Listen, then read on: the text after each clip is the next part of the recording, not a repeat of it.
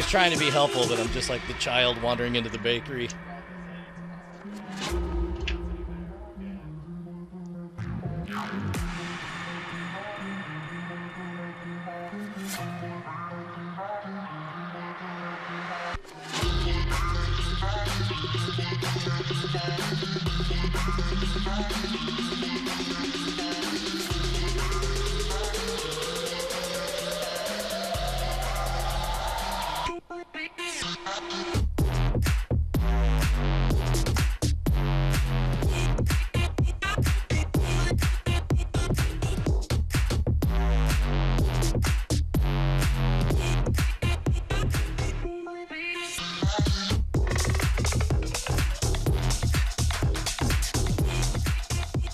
Happy Monday. So, apparently, somebody just linked to this on Twitter, but you guys read that Quincy Jones interview from a couple weeks ago, right? You know what? I only heard the halo of fallout around it, that he's saying some crazy stuff, and people are drawing lines about where you stand. Do yourself a favor and read it, and aspire to one day know as much and give as few Fs as Quincy Jones does, because that man doesn't care. I mean, like, there are lines in there that didn't even get press attention, like Ireland's so racist that Bono makes me stay at his castle whenever I go there, which is just an amazing line. But one of the things that he mentions is that Paul Allen of Microsoft fame can shred as well as Jimi Hendrix. What? I've heard this. Yeah, no, he is super guitar enthusiast, and he brings like the greatest guitarists in the world to go hang out with him and play.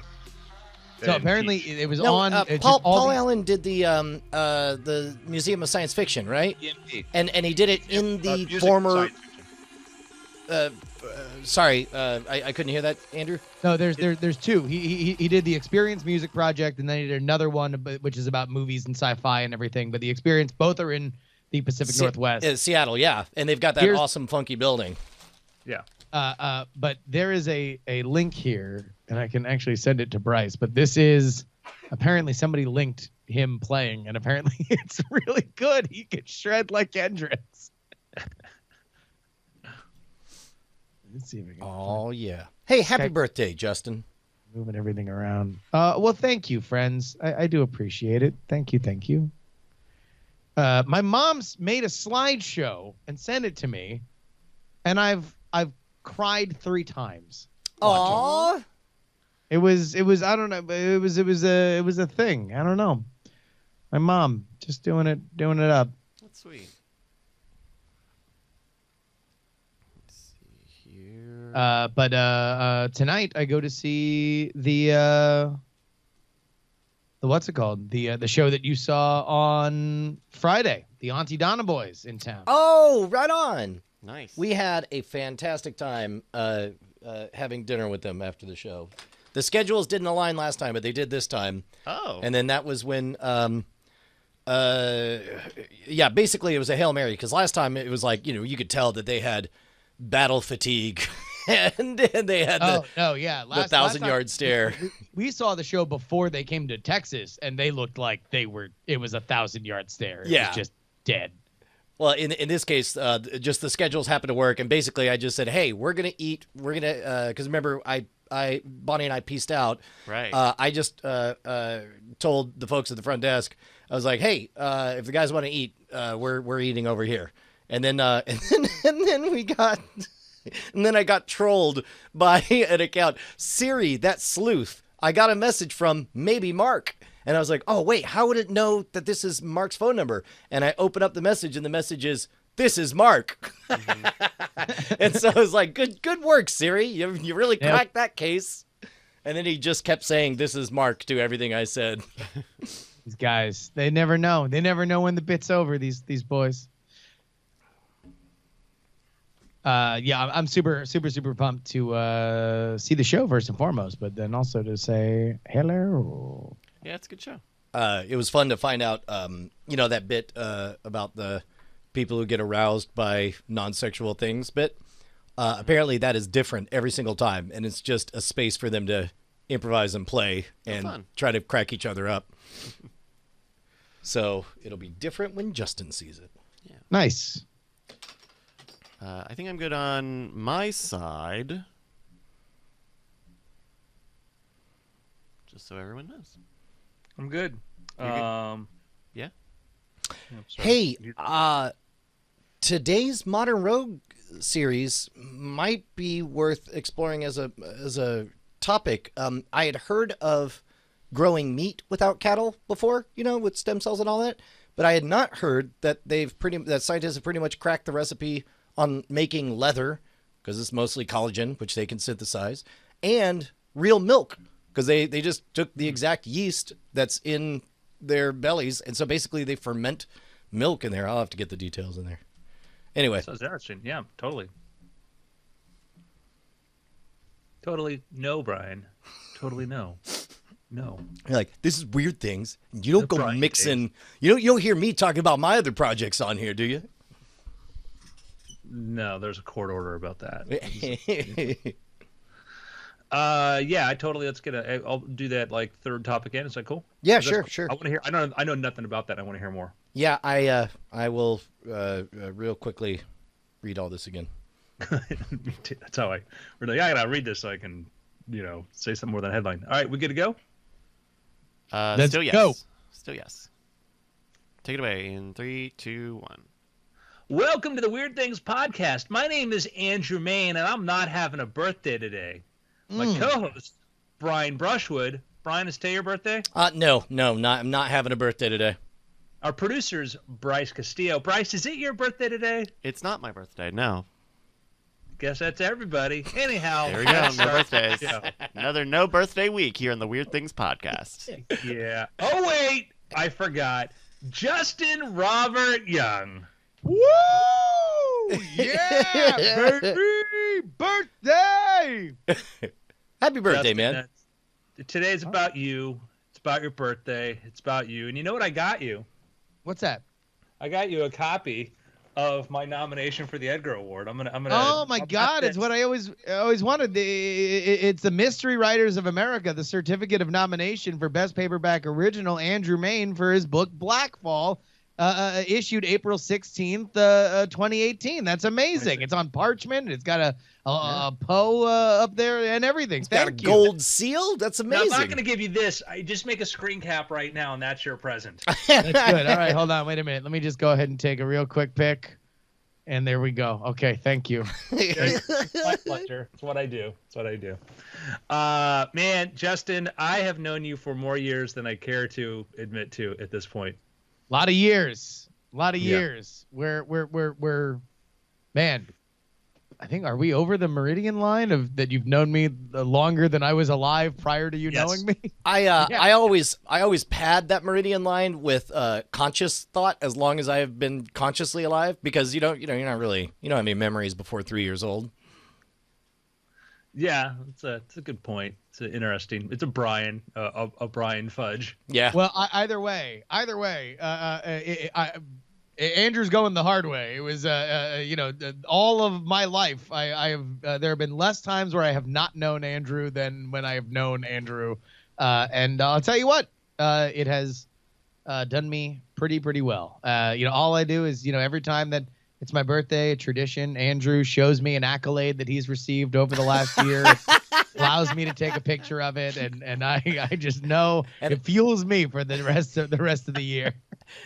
And I'm starting my new tradition, showing you what $500 of dollar coins looks like, so that you may get excited. Oh yeah. By the way, let's get this out of the way up top. If you are in the Austin area this weekend, we are doing a live Night Attack show. So Brian and I will be there at the Kung Fu Saloon, 2 p.m. on Saturday, March 10th. Free show. So come on by and see everything go down. If you've never been to one of our South by Southwest events, it's always just the best way to enjoy your Saturday day. Is there, Bryce, do we have any idea what the total capacity of Kung Fu Saloon is? No. Okay. I'd like to imagine it's only 7 people, so be there. Make sure to RSVP. Somewhere between a bushel and a peck and a hug around the neck. But come on out. It'll be a fun time, and everybody will be there. But this isn't about that. This is about weird things. Andrew, what kind of weird things are going on? When I just smacked my microphone. That's how excited I am. And just go see the show. Just because it's free doesn't mean it's not good. Yeah, sure that was the original tagline, actually. In fact, we're going to update all the posters. Night Attack. Yeah, just Andrew because it's says free doesn't mean it's not good. Could be good, even though it's free. And you probably have doubts about that. And I'm sure it's good. And after things, we're going to talk about Justin's one-man show he did last week, too. Yeah. Really excited to hear him give us the breakdown on that.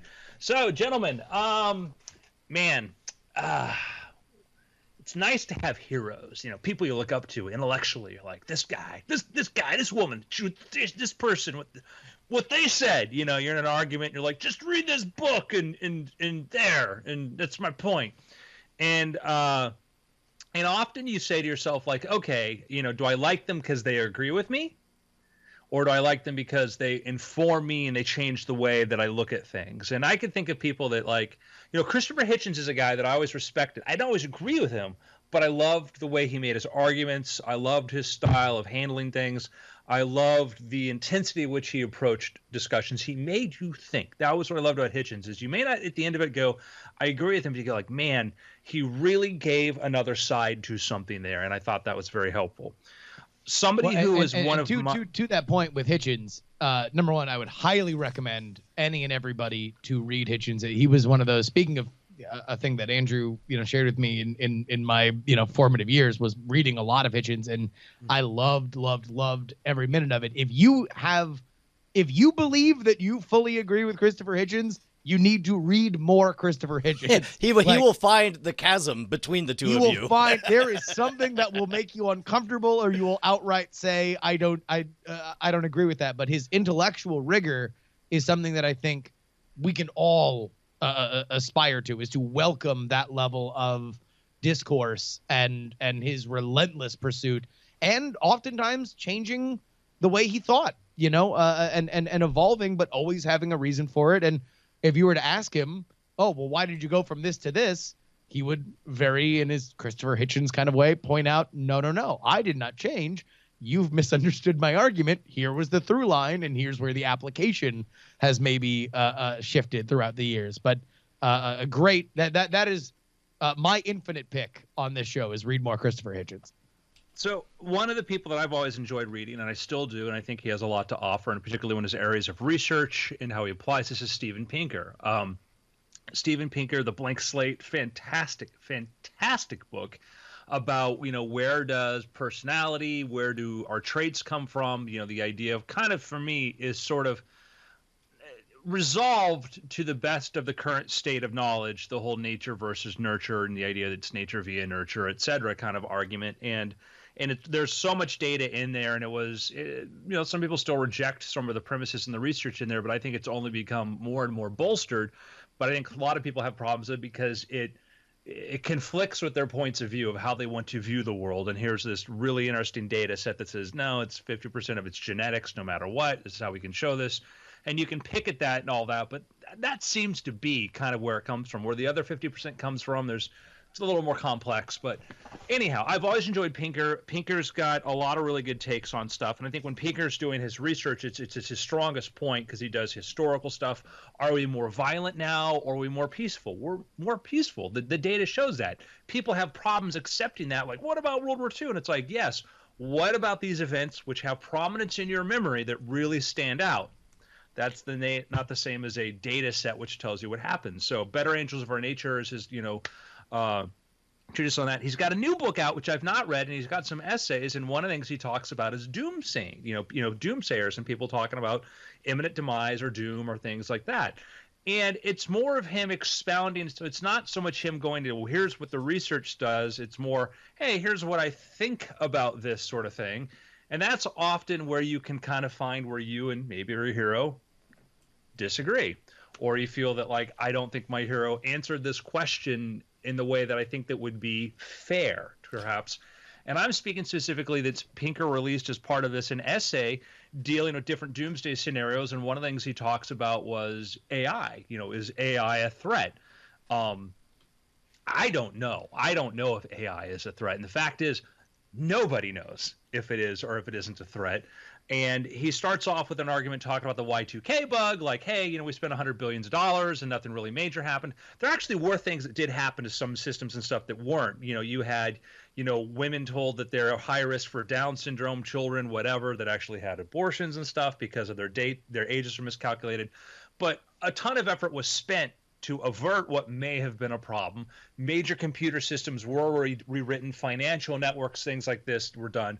We don't know what he kind of in his essay he sort of says some countries didn't do anything and they had no problems either. And it's like, well, there were problems, and that's sort of, it's kind of you had nuclear radiation alarms going off in some places, and there were some problems, but we don't know, and I don't know if it's a reason to say, yeah, we didn't need to do anything. Was it overhyped? Sure.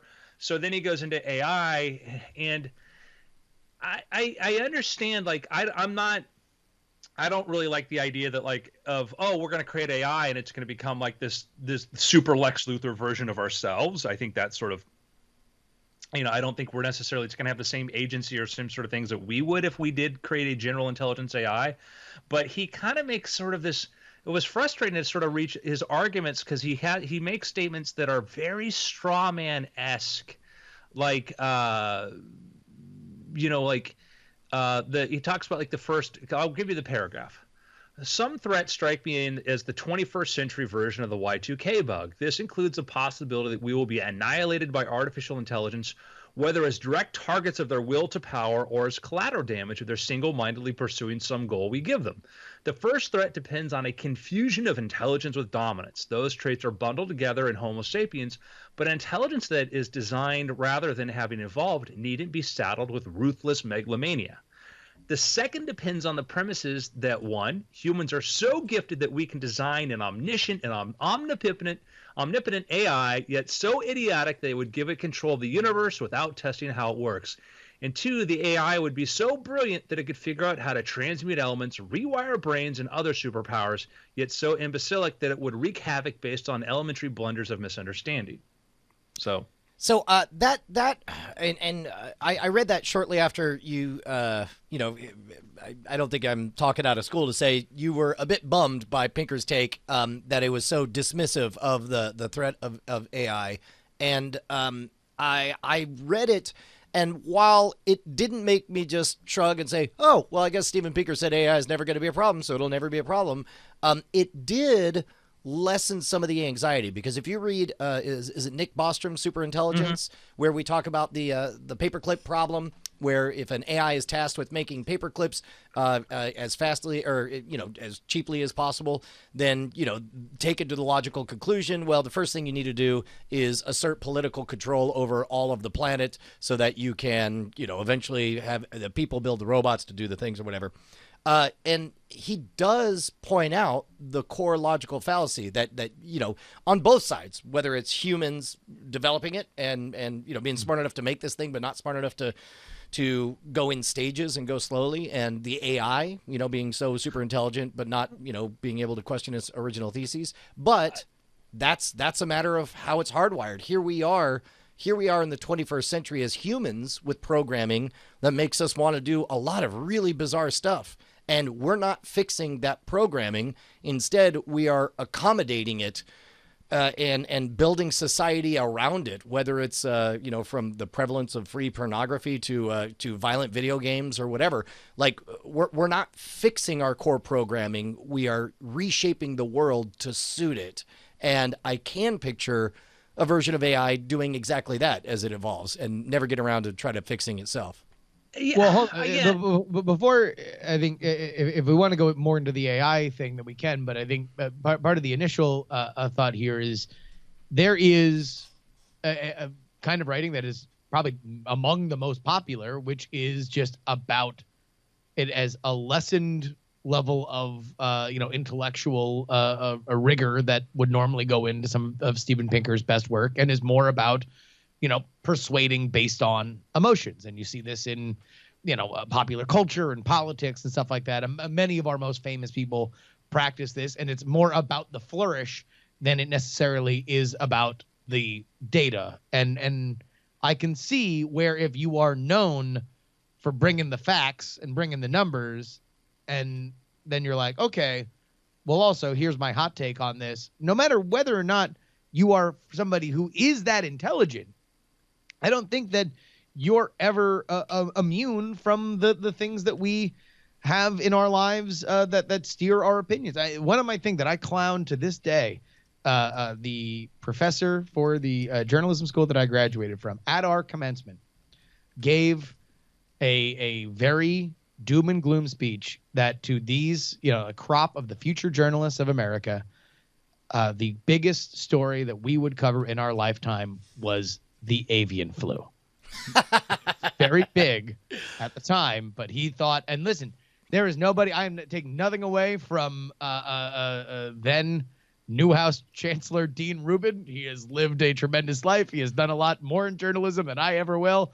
But he was dead wrong there, because that was his hot take. That was his, a future projection based on this data, not this PowerPoint of reasoned, okay, well, if we can say that X event has gotten Y headlines, it was his gut reaction. And that's what I think is the separation point between, the earlier Pinker works and what Andrew was talking about. Now, if I take your point to be correct.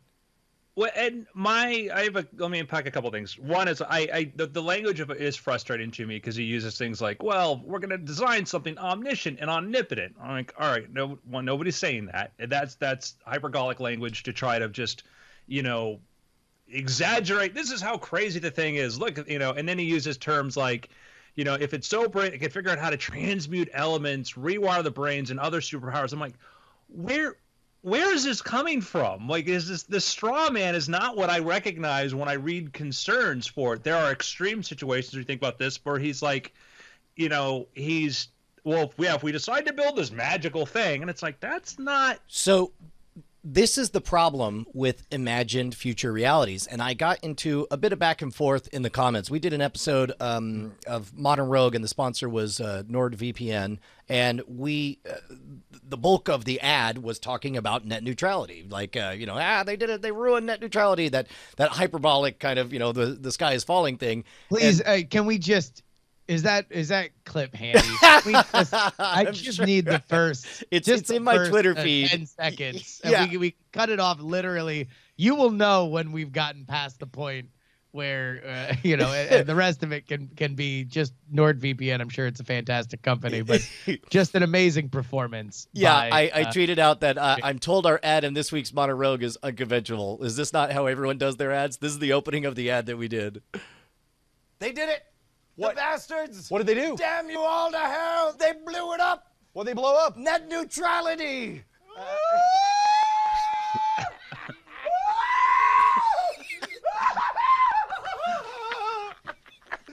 Jesus Christ! What are we gonna do? Oh, we can do Nord.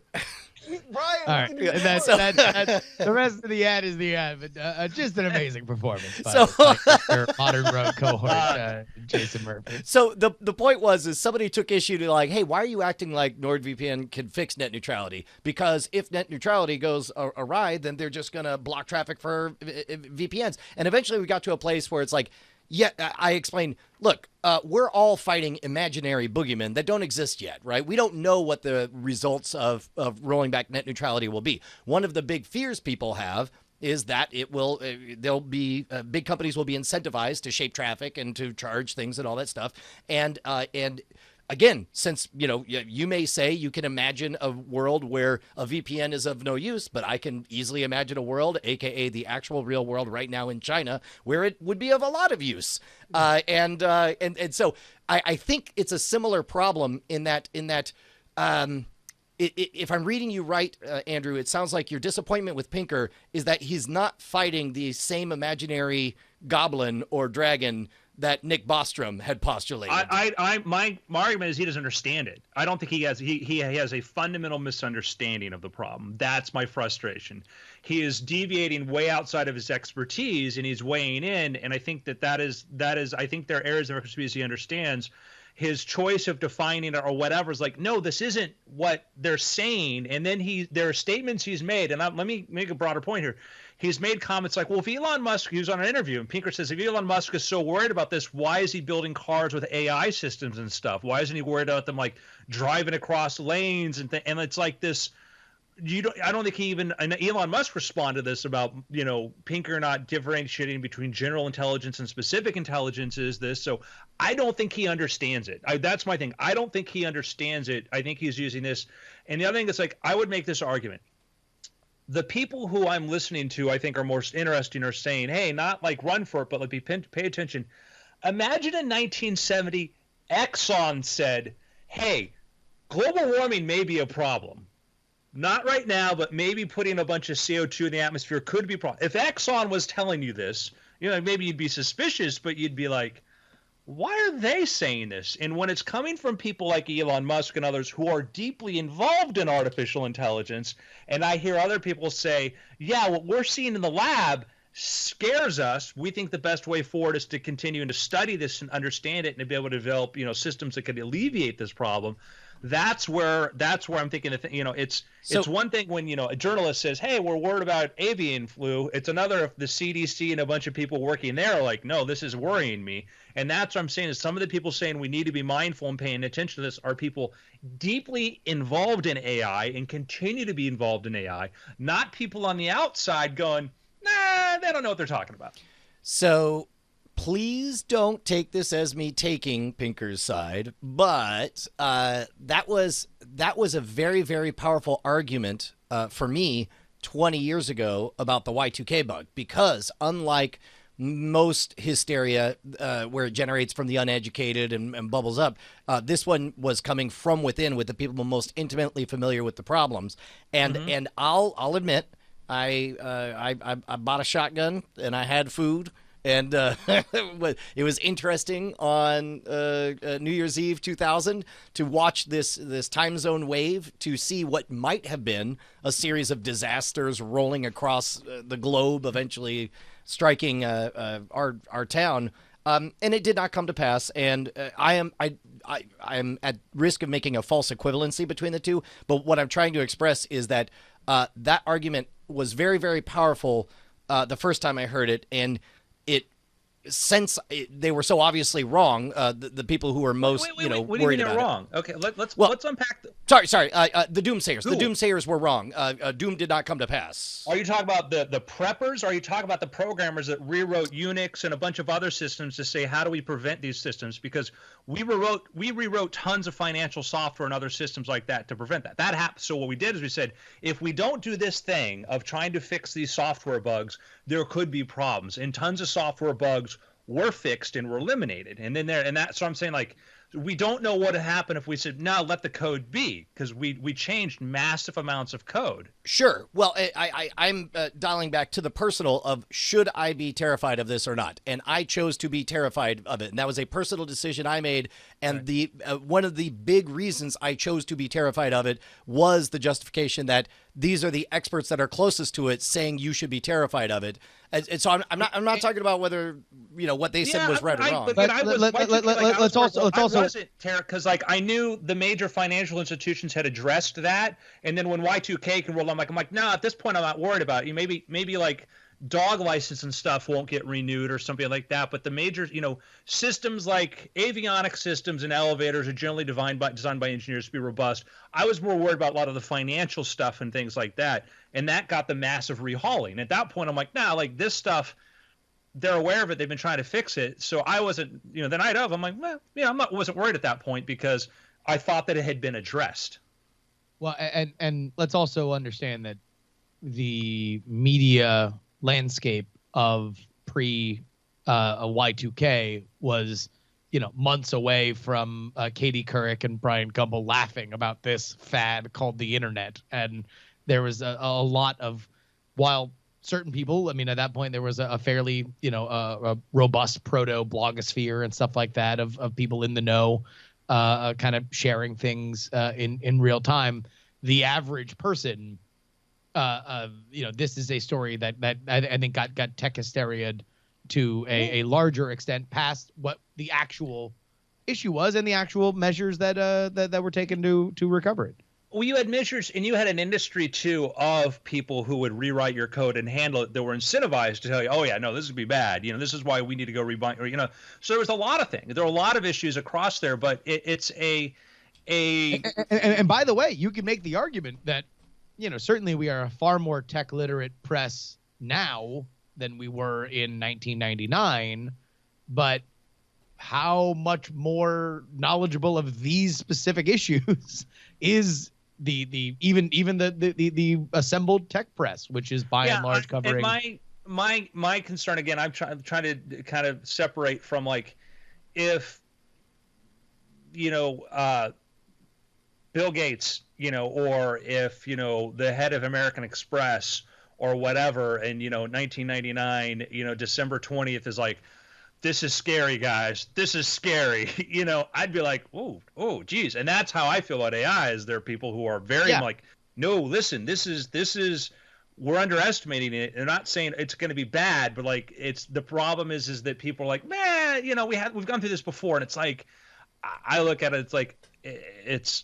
And I have friends like, I'm like Matt Ridley. Other people he doesn't think it's a big deal, and I'm like, I think that we may be thinking like the Neanderthals were. These other people like, it's fine, and well, and I guess that's a good point, because there was no one moment that the Neanderthals lost out. There just became this slow wave, which to some extent their DNA still lives in most of us today, and I could see AI doing the exact same thing, essentially Borging us and making us part. It's like all we do is experience bliss and joy, and do, we receive mission orders and we do them, and we all live happy, fulfilling lives.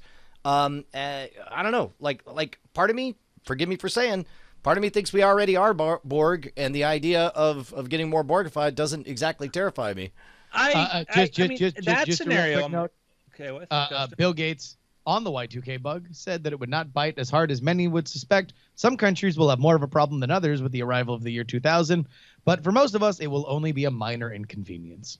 So chalk one up to old Billy. Sorry, go ahead. Yeah, no, he wasn't panicking, wasn't worried, because and if you use the latest Microsoft software, you'll be fine. Windows NT has a lot of functions. Yeah, keep in mind he was making a lot of money on that hysteria too, so it's a good thing that. And that was it, because there was an industry of people like, oh no, you're if you don't hire us, if you don't hire somebody to do this, you're doomed. And that's part of the problem too, though, is like we heard a lot of that, late 90s about network intrusion and stuff. Like, oh, there's going to be a problem. There's going to be this thing, computer viruses and stuff, and people are like, he's really going to spend the time to make those things, and what's really going to be a thing? And like now, it's like. You put a PC on the network, on an internet, without, leave the ports open, it's infected. And that's the thing too. It's a kind of like the Pinkers things. Like, we have so many problems right now with dumb systems quickly overtaking other stuff. I can't imagine. And I like the idea of a scenario. We have this harmony, or we become absorbed into some sort of AI thing and still get to do our own, have free agency. My thing is that, we're basically regarded to the same level as fungus, and it's like this, I don't know. I love AI. I'm big into the ideas of this stuff and exploring this, but it's like, I don't know. I just get frustrated when somebody like Pink or somebody else says stuff. On the also side, sometimes some of the doomsayers who say stuff without knowing what they're talking about. Yeah, and I think the place where the debate is the most important is in amongst people who are in a position to do something about it, to propose solutions, to rewrite the code, and to, I guess that's the thing, is that it feels like it should be an academic debate. And, you and I are, the three of us are kind of on that fringe border between the academic side and the general populace side. It does feel like it's too early for the debate to be in the general populace. Much like the Y2K thing, I think the hysteria leaked out of academia into the general populace too early, and got a lot of people doing some nuts. I think it was also a zeitgeist thing, and that's why I made the point about the larger media, is that at the time the internet was this great unknown, and it was the things your kids are doing, and it was just all these very hot button kind of issues. Now all of a sudden, like, oh, all your money might go away. This was the final folly of man's technological advancement. Like we are Icarus flown too close to the sun with our modems made of wax. So if you want to go look at OpenAI, that's one of the initiatives that Elon Musk has helped support. Reid Hoffman, Peter Thiel.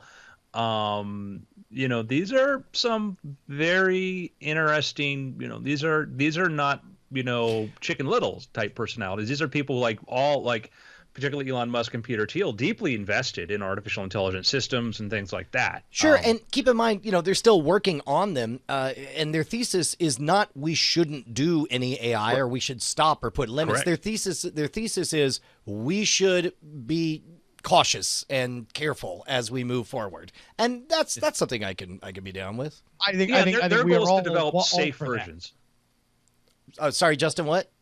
I think we are all for that. We are all for the careful movement forward, because that would probably be the difference in to bring it back to Pinker's thing, is that there is from his point of view, a seemingly blasé, like, well, whatever, tech is gonna tech, and sometimes you tech it to the left and sometimes you tech it to the right, but it doesn't matter, we'll all come out in the end. And these other people on the other side are saying, well, look, we very much hope this isn't going to just obliterate the planet, but we think that this has the potential to be dangerous if we're not careful, and all we're doing is advocating being careful.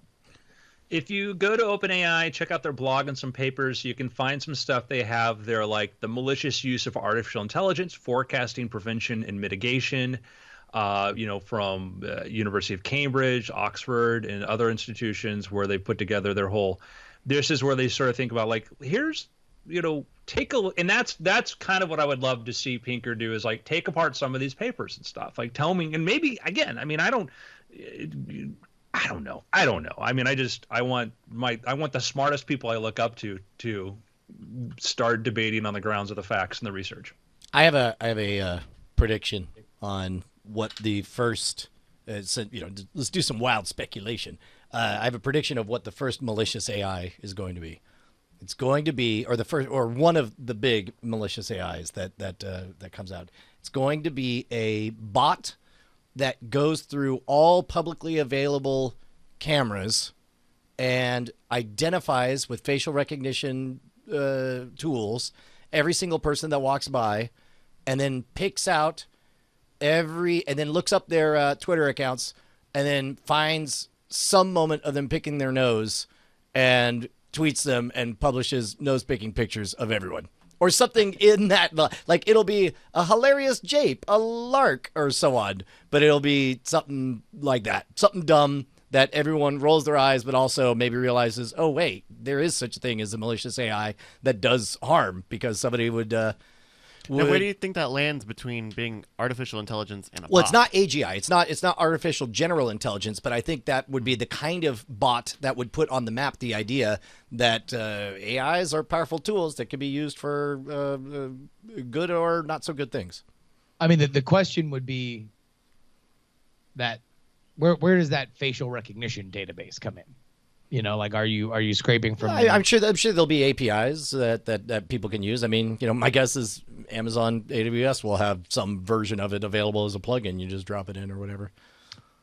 Yeah, I mean, that data now, at least, unless you are famous, or on YouTube, or like me, all three of us have had so much information out there that is publicly available that people could probably generate recognizable facial recognition for us. And so maybe that's the case. And certainly, there are enough off the rack Chinese, a baby monitor, super cheap Amazon sold cameras that leave their ports open, where if you are, you know where to look. I mean, you have the entire Instagram database. You have every publicly posted Twitter thing, every publicly posted Instagram, I think there's no shortage. You only need you get 100 pictures of a face. You're pretty good at recognizing it. We'd have to figure out too, like where does the line between there's a debate over what do you call artificial intelligence or not too, and because you have Stuxnet, which is a great example of something that it's 500 lines of code, very very intelligent, that designed to take apart the Iranian nuclear reactor program or enrichment program, and then it affects other devices too, and it became a problem on a larger scale, and then you have there are a lot of worms. I mean, it's a worm, and there's a lot of other worms and stuff out there that are kind of smart and very good at adapting. I think I would say the most incentivized place to create something that could go out of control is for mining cryptocurrencies. You already have so many computers being taken. And that was my fear of, when Bitcoin first came out, was my concern is we've now have a new incentive for taking over other computer systems. Not to be a reason it shouldn't exist. I think there's an absolute great future and it's so many uses for this stuff, but this is the thing that will happen. And now that's happening. And I see that, if you want to create a smarter system to take over other systems for doing that, we're very close to getting a Stuxnet crypto thing that's going to start. We're gonna have a secret billionaire somewhere. But there was one. I want to say there was some HTML code. Oh, as a matter of fact, there's CoinHive. Well, no. There's a news site that's how they're monetizing it, is or supplementing their monetization. CoinHive. Is that the service? Yeah, it's a JavaScript. You run a JavaScript. Sorry, I was thinking. I was trying to remember what journalist was using it. Yeah, there's a few have been doing it now. You actually had even movie networks or stuff doing it. It's popping up everywhere now. But yeah, CoinHive. It's a few lines of JavaScript, and you can embed it on any website you want and start creating in that case it mines Monero. Wow. Well, and what Brian was talking about specific, because I remember this and I can't find it, because it turns out if you search Google if you Google Bitcoin news site, you don't exactly find this. But one of the sites in the past couple of weeks or so was doing a beta thing like, hey, you can disable your ad blocker and we'll get rid of this message, or you can be a subscriber, or you can let us mine Bitcoin. See, it sounds like with consent that would be an okay thing. Yeah, Salon's been trying it. I think CNET, somebody else plays it, tried it. There was, I want to say, I forget, some other. Been a lot of them are using it now because it's a very easy thing. I've had it pop up on a couple sites since but. Boy, how weird. So essentially, you're paying a subscription fee through your electricity bill. Because that's the only thing, Yeah. and I guess, and through the depleted life of your hardware. But again, that's some amorphous number that you don't really have in your mind for the future anyway. And also in your mind, something else will go wrong that will render your full box inoperable before you can, have some sense of whatever that extra wear and tear on your graphics card. Yeah, that's the other concern, is that Bitcoin mining redlines your hardware as hard as possible for as long as it can. Which is why if you're on Salon or something and maybe you don't know the extent of what Bitcoin can do to your hardware, just on a technical level, it's not doing Bitcoin mining. This is doing Monero, and the reason it uses Monero is the algorithms for that aren't as GPU intensive. If you're trying to mine Bitcoin on a regular desktop, it's a futile effort because it's just you're not going to produce it very fast. Where Monero has an algorithm that's supposed to be very desktop friendly. It does, but yes, it does increase the amount of processor speed. And they CoinHive, as the company made this, they discourage you, they're like, please don't do this on mobile without really formally warning people, because you will find your I played with it. I've actually installed it on a browser and my own systems just to see what was going on. It runs hot on mobile. Wow. Well, hey, look, there is an easier way that you can give us money, and that is by going to patreon.com/weirdthings. Hey, it's patreon.com/weirdthings, your favorite place where you can kick in a little coin and get some goodies from us, the Weird Things gang. Well, you get email notifications, you get the After Things podcast a little bit early, and probably more than anything, you get to know that this podcast continues to roll on each and every week, bringing you the weird that you deserve, my friends. Head on over there, patreon.com/weirdthings. Man, I want to live on Mars. Not forever, but I'd like to visit there. And one of the things I had thought about is there are things you would bring to Mars and things you would not. And one of the things you would probably not, we probably wouldn't bring cattle. You know, it takes a lot of space, maybe years, you know, a long time from now, but probably the time it's feasible to bring cows to Mars. It's bummer. How am I going to open my Mars's first Taco Bell? That's all I wanted to do. I want to open a Taco Bell on Mars. I don't think we can, because I think, one, I don't think would, you know, at that point we probably, everybody will look down on meat eaters and stuff, and so you just want a glass of milk on Mars. You can't do it. Maybe I want a leather jacket. Can't do it. It's impossible. That's the end of the segment. It just can't be done. Wait. I just read an article on a really interesting site called themodernrogue.com. Today's article comes from, let me double check who it's from, Ian Forty, who writes some really, really good stuff. He did a whole article on meat hacking. I had heard of the idea of taking, you know, meat and growing more meat out of from a cow. Was it the legend of the $300,000 hamburger, or the $10,000 meatball, or what have you? And there are meat substitutes that use like insect protein. There's some protein bars that the proteins come entirely from crickets and other stuff with mealworms. Apparently, they can make a pretty convincing hamburger with mealworms. And now they even have a is it hemoglobin? The red stuff when you cut in there, they can artificially manufacture that as well. Heme.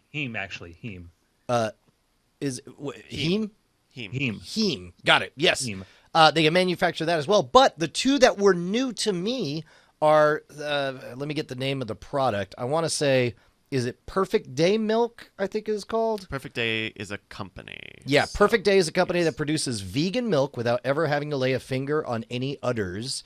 Unlike soy milk, almond milk, or any of the vegan substitutes that have existed, the process for creating Perfect Day milk is kind of like making beer. Yeast has to be fermented. Specifically, they use dairy yeast and sugar to basically do that, do in a lab what a cow does naturally, which I hadn't heard of before. So essentially, it's a real milk, basically. What is dairy yeast? I don't know. It's there's a link to the original article that takes you over to Quartz Media. I don't quite know. PerfectDayFoods.com is the website where they have some information here. And then the other one was leather. The idea of manufacturing leather, specifically, the article says, given that leather is literally the flesh of an animal, it might be hard to conceive of how to make it. The science is not super complicated. The important thing, the important part of the skin in leather is collagen. Turns out you can grow collagen as a byproduct of, again, yeast, which, by the way, all this yeast talk makes me think about reading I, Robot from Isaac Asimov, where they talked about how proud the city runners were that they were able to convince everyone that there was a bumper crop of strawberries and it was all secretly made of yeast or whatever. But the idea of manufacturing collagen also allows them to get this 3D print leather in custom shapes, which is insane. And as you know, the implications as price falls is that we can free up a ridiculous amount of land for reforestation. We can spend less money, less energy, and have considerably less greenhouse emissions and all this stuff. But I thought that was pretty cool. This the fact that there are three main things that we love to get out of cows, and the idea of all three of them being able to be done manufactured without cattle, pretty cool. I'm looking up, because the phrase dairy yeast I've never encountered before, and I'm trying to find out what this is, because it's one of these things, because it sounds like a thing. You're like, oh, this is dairy yeast, and I'm looking at what this is, because yeast of dairy origins as probiotics.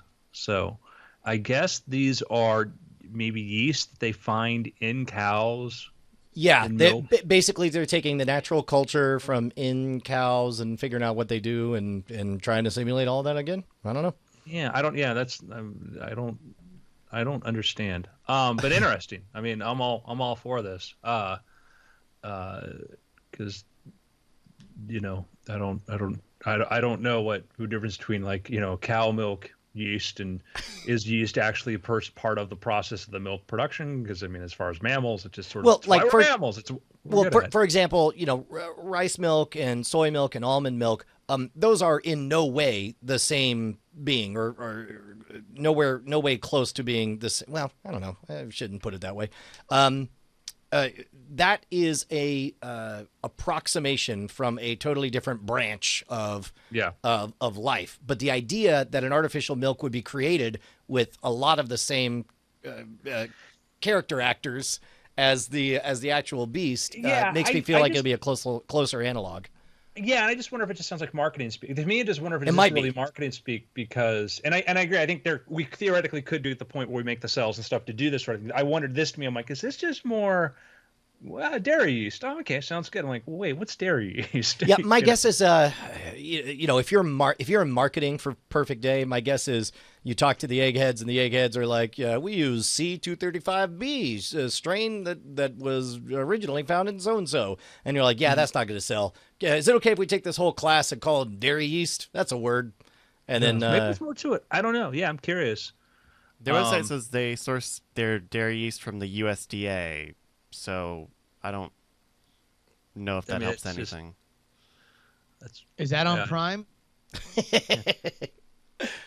Yeah, I'm excited about this thing though. I think that the as you're able to get to the source of what you need, there's a lot of a cow you don't really need, to get to the good tasty parts. So I think that's an exciting development. I think we're going to see more of it. And there's a point at which it becomes cheaper than meat, becomes cheaper than milk, and that's the goal. When that becomes cheaper, we've already reached this point in like the U.S. peak farmland. We use less farmland now than we did, 30, 40 years ago, even though there are more people because we're more efficient at doing this. I mean, that's the trend. Like the less farmland you have to use, the easier it is to, cheaper it is, whatever, et cetera. And now we have, the symptoms of poverty, if we just talked about before, is obesity, where it used to not be. Right. So we also, just as we were going live, I got live over Twitter from Ken from Chicago, a conspiracy theory. Oh my God. Conspiracy, everybody. Ken from Chicago points out, it's just really weird that the three of us here on Weird Things started praising Elon Musk about 8 years ago, and now he's A, launching rockets near Justin's Florida home, B, boring tunnels near Andrew's California home, and C, building a facility a scant 5 hours from my home. Only 5 hours. Well, hey man, I'll tell you what, that's a shorter trip to watch a rocket launch than to go to Canaveral. I mean, that's 5 hours in Texas is like 45 minutes away anywhere else. Yeah, Boca Chica. So we'll talk a moment about that. Boca Chica is where they're. It's fun to say. Number one, that is where SpaceX is building their own launch facility, and it's this place in the kind of. Bryce will pull up a map and show you where this is. It is. They have McGregor where they test, like they have they tested the Grasshopper, all that. Boca Chica is this nice little sort of area that allows them to launch things over water because that's always kind of a good idea to do that. It's very, very similar in many ways to like Canaveral is. It's right near the Mexican border. So, they can wave and see this as it goes up. And they're building a big facility there. And they talk about the next generation rocket, which SpaceX, which we've talked about this now, in a month or two, they're going to launch Block 5. That's the Falcon 9 Block 5 variation, which Elon Musk says that's sort of the last major design change to the Falcon 9 rocket system. After that, they're going to lock the design unless they need to make some improvements, and all the engineering is going to be going towards building the BFR, the big friendly Falcon rocket spaceship, which they're looking at probably testing this from this part, the upper stage section. They're going to probably start testing this from Boca Chica. And once that, the people who worked on the launch pad in Canaveral are now supposed to be going to Boca Chica to work on a launch pad there. And the goal is they're hoping, like Elon even said, maybe into this year, which I don't think will happen, but Elon time, they want to start testing the first systems for the BFR rocket, the upper stage, to be able to start doing hops with this, then longer hops, then eventually work on the booster and start to test that, etc. This is huge because it looks like you'll be able to be at South Padre Island, which is a popular spring break destination here in Texas. And in fact, my family's vacationed there several times. And the idea of being able to do that and also just catch a rocket launch would be huge. And not just a rocket launch, right? This is going to be a commercial spaceport. This is going to be something that will be launching a lot of rockets at, throughout the day and possibly evening, right? Yeah, the goal is just do, they're planning on doing 30 launches this year. They have a launch this week would be the 50th Falcon 9 launch. And you look at how many of those launches happened in the last couple years. Like, I think they did something like 20 last year. So, they're going to try 30. And it's like, you're going to go see a launch. You'd be like, oh, what time? When can I see a launch? I don't know, maybe 2 p.m., 8 p.m., instead Which one? Find it at 8. What was that? Oh, I was joining you in the moment in character. Yeah. Like, which one you want, kiddo? They're going to build, and this thing, like, this is like 150 feet long, 30 feet across. I mean, now this little one is not actually that big. I'm not a giant. I didn't mean to confuse anybody out Andrew there. has a prop. I'm holding up a prop of the BFR, which I'll explain how I made this, at the when we do our picks. But anyhow, they're going to start building into this year a Mars rocket. This is a rocket to go to Mars. This is year. Fantastic. They're going to start building this. And I'm playing with plastic models. One more news item. Yeah, I think we got time. Sure. Yeah. Let me do a cool tech thing. I keep meaning to do this. I'll save the other ones for next week. You guys see this little cool demo of the Firefly lights? No. Well, we always talk about like, hey, it'd be really cool would be like, holograms that float in midair. And I know our friend Jaime's worked on some cool tech, in that area. There's some other cool stuff using, lasers and balancing the moisture or, just making actual air molecules excite. I think, let me check out the researchers who did this. Basically, what these people working on with the Firefly lights, they're tiny little chips that glow, and they're able to suspend them using sound waves effectively and make things float. Like, imagine them as little pixels in the air with with a lot of light control. Wow. There's a New York Times article on this too, where you can see they're making like the letter R, so they have this thing using ultrasound to control them. And what they've been able to do is figure out how to do ultrasound to much more precise control of these things. So these particles, they weigh like 16 milligrams, 0.14 of an inch across.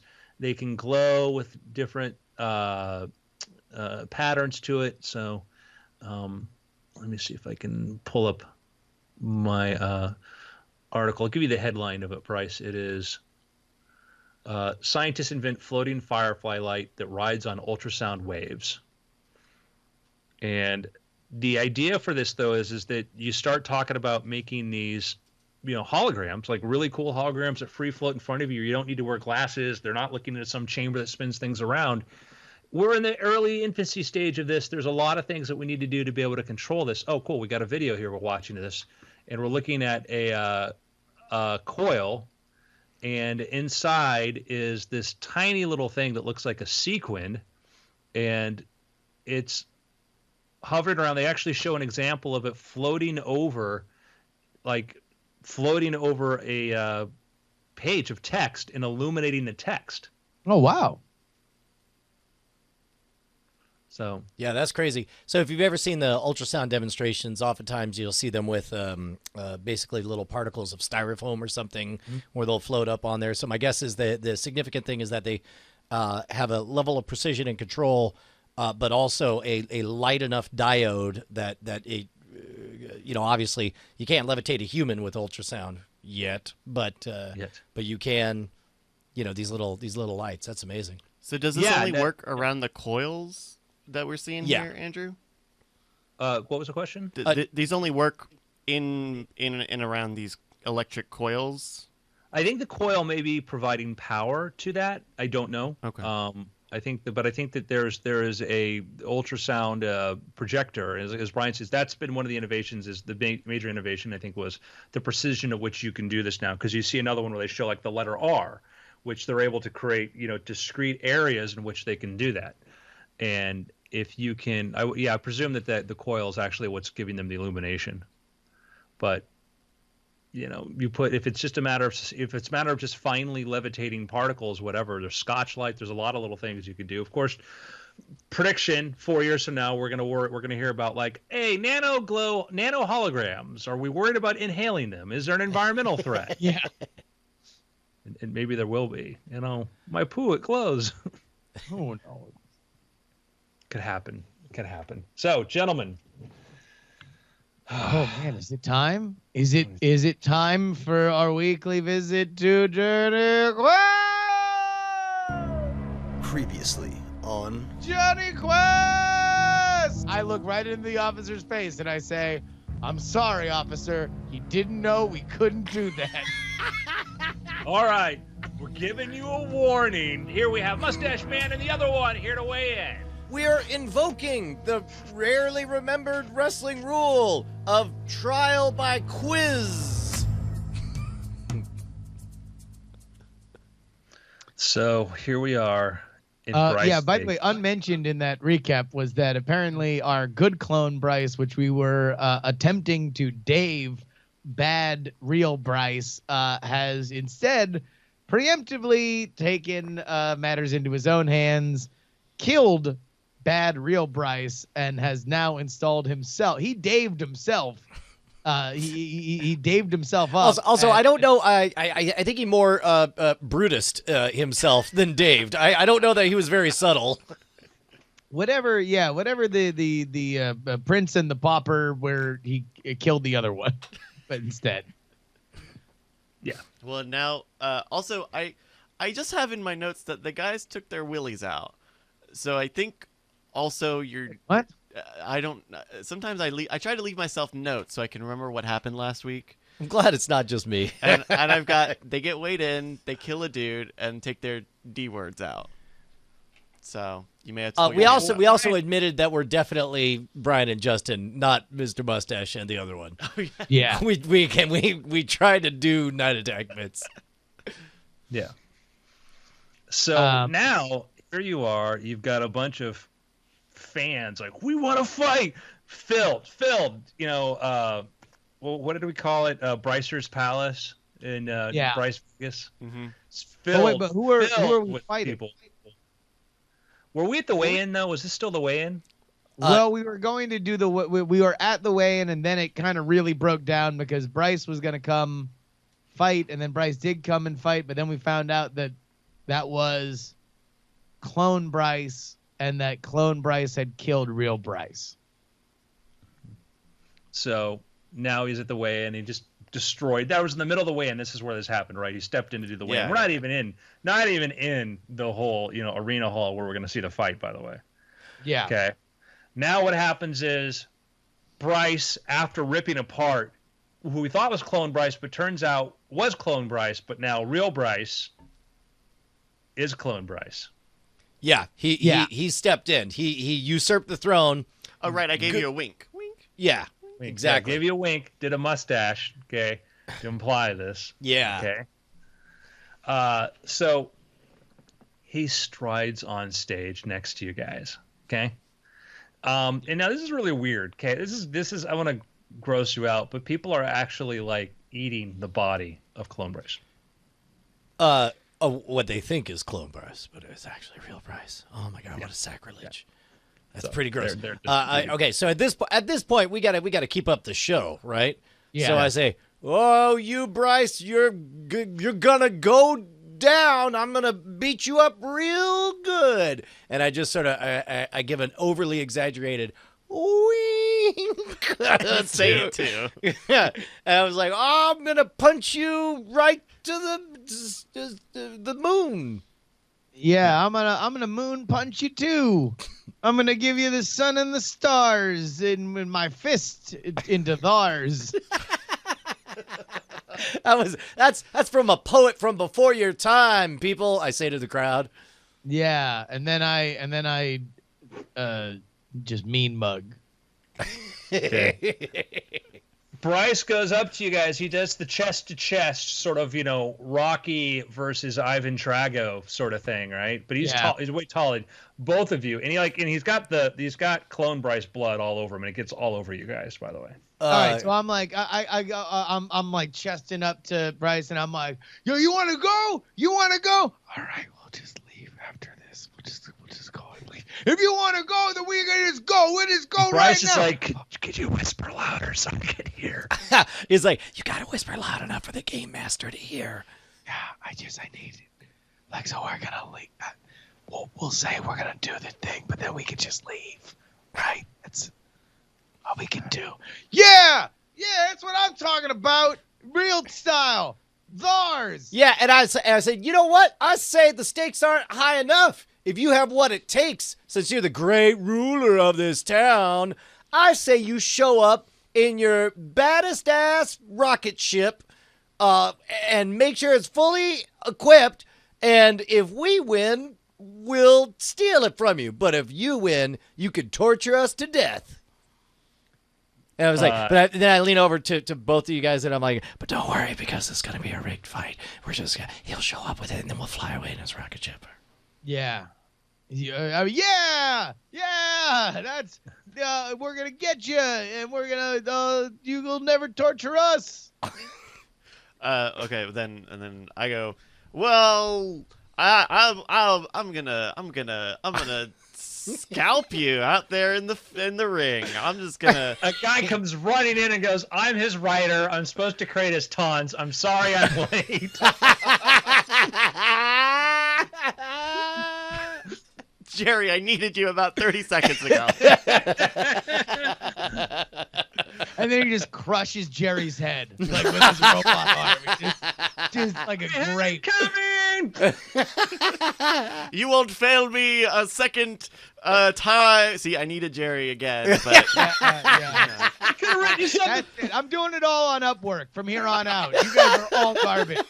That's what I get for using Fiverr for my one-liners. and then I pull the guys close. Hey, I guess I need to know the code for the bomb. I need the bomb code. I need the code for the bomb. Cause the bomb's here. I just need the code for the bomb.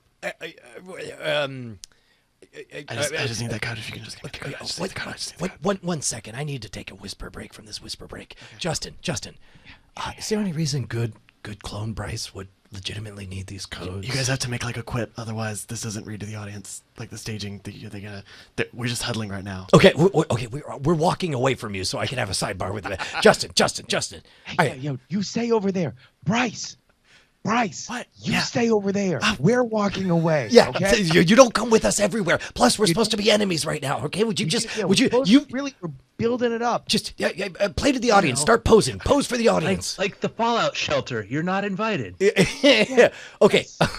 All right. Don't remind him of that, Game Master. I swat at the heavens like it's a gnat. I'm like, go away. Don't remind him. Hey, Justin, is there any legitimate reason that Bryce would need the codes for the nuke? I mean, if we're not going to leave it with him, if we're going to take off in this rocket. I mean, I figured we'd take the nuke with us, right? Either that or we just torch the whole place behind us. Audio listeners are missing some amazing posing from good Bryce the Clone. Exodus theme, No. We can listen. I mean, used when he did his posing, if we're was playing legitimately behind him. If we're in this rocket, then whatever. We can just leave the nuke. Who cares? Okay. All right. We're coming back. All right. Oh, you're back. That's right. For a second helping of verbal applesauce.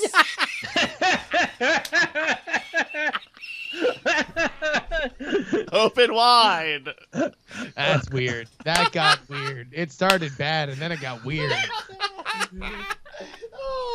That's right, buddy. We your verbal applesauce is. No, your mouth is the hangar, and our fist is the airplane. And here it comes tomorrow when we fight to the death. Good playing. Also, we're so confident that we're gonna win. I'll give you the password to our Gmail account. And there's weird stuff in there. Conversations with ex-girlfriends, old order histories.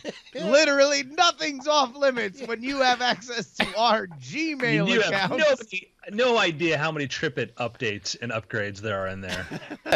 I say it's Alpha Durango Bravo Beta Flingadoo 12 Wow. exclamation point.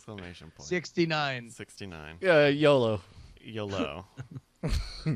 Okay. That's the password. And then I turn to the audience and I hold a finger. I'm like, but don't you guys try it. Well, they don't People know the put username. down their yeah. pens and stuff as they're about to write it and put it down. And then I give a big old fat wink to Bryce just to make sure he got the and then I lean over and I whisper, actually that's not our Gmail password. I gave you the thing that code. we talked about just like a second ago, yeah. Well, I mean, if by thing you mean the codes to the nuclear bomb, yes, it's the codes. I just want to be totally clear about it. Okay. All right. Also, each word is capitalized, so the beginning of each word is capitalized. Wait, that wasn't the native phonetic alphabet. That was the whole friggin' thing. No, yeah, sorry. Oh, Jesus. Okay, all right, it's fine. We'll play the tape back. Here, let me. In fact, do you have a pen? If you have a pen, I'll just write it down for you. Okay, hold on. Write it down. You can't write. Hey, I'm gonna draw a picture of your mom's boobs. That's right. Okay, that's right.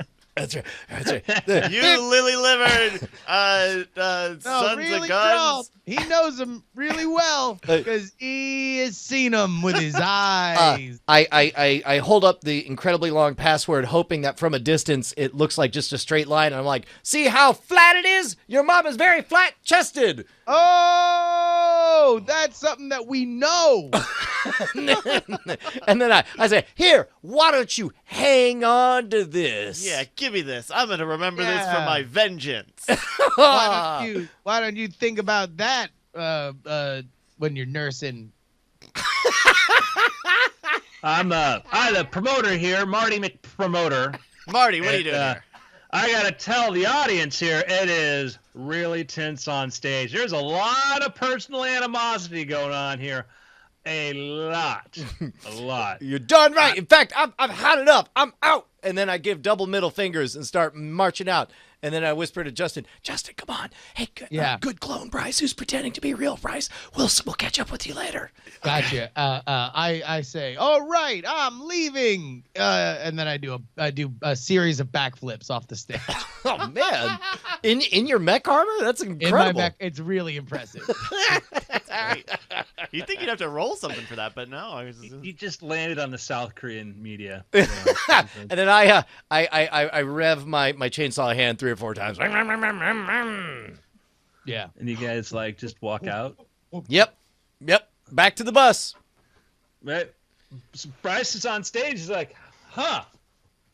Well, that was abrupt. They didn't even get to see who my tag team partner is. I immediately come walking in and comically hold my chainsaw hand up to my ear and saying, "What? Did you say tag team partner?" He's like, I start front flipping my way onto the stage.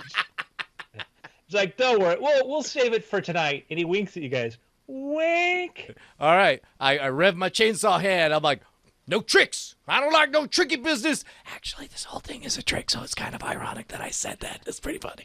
Like, no tricks. Tricks are for kids. And then I backflip. So you guys leave. You leave Bryce on stage. He's like,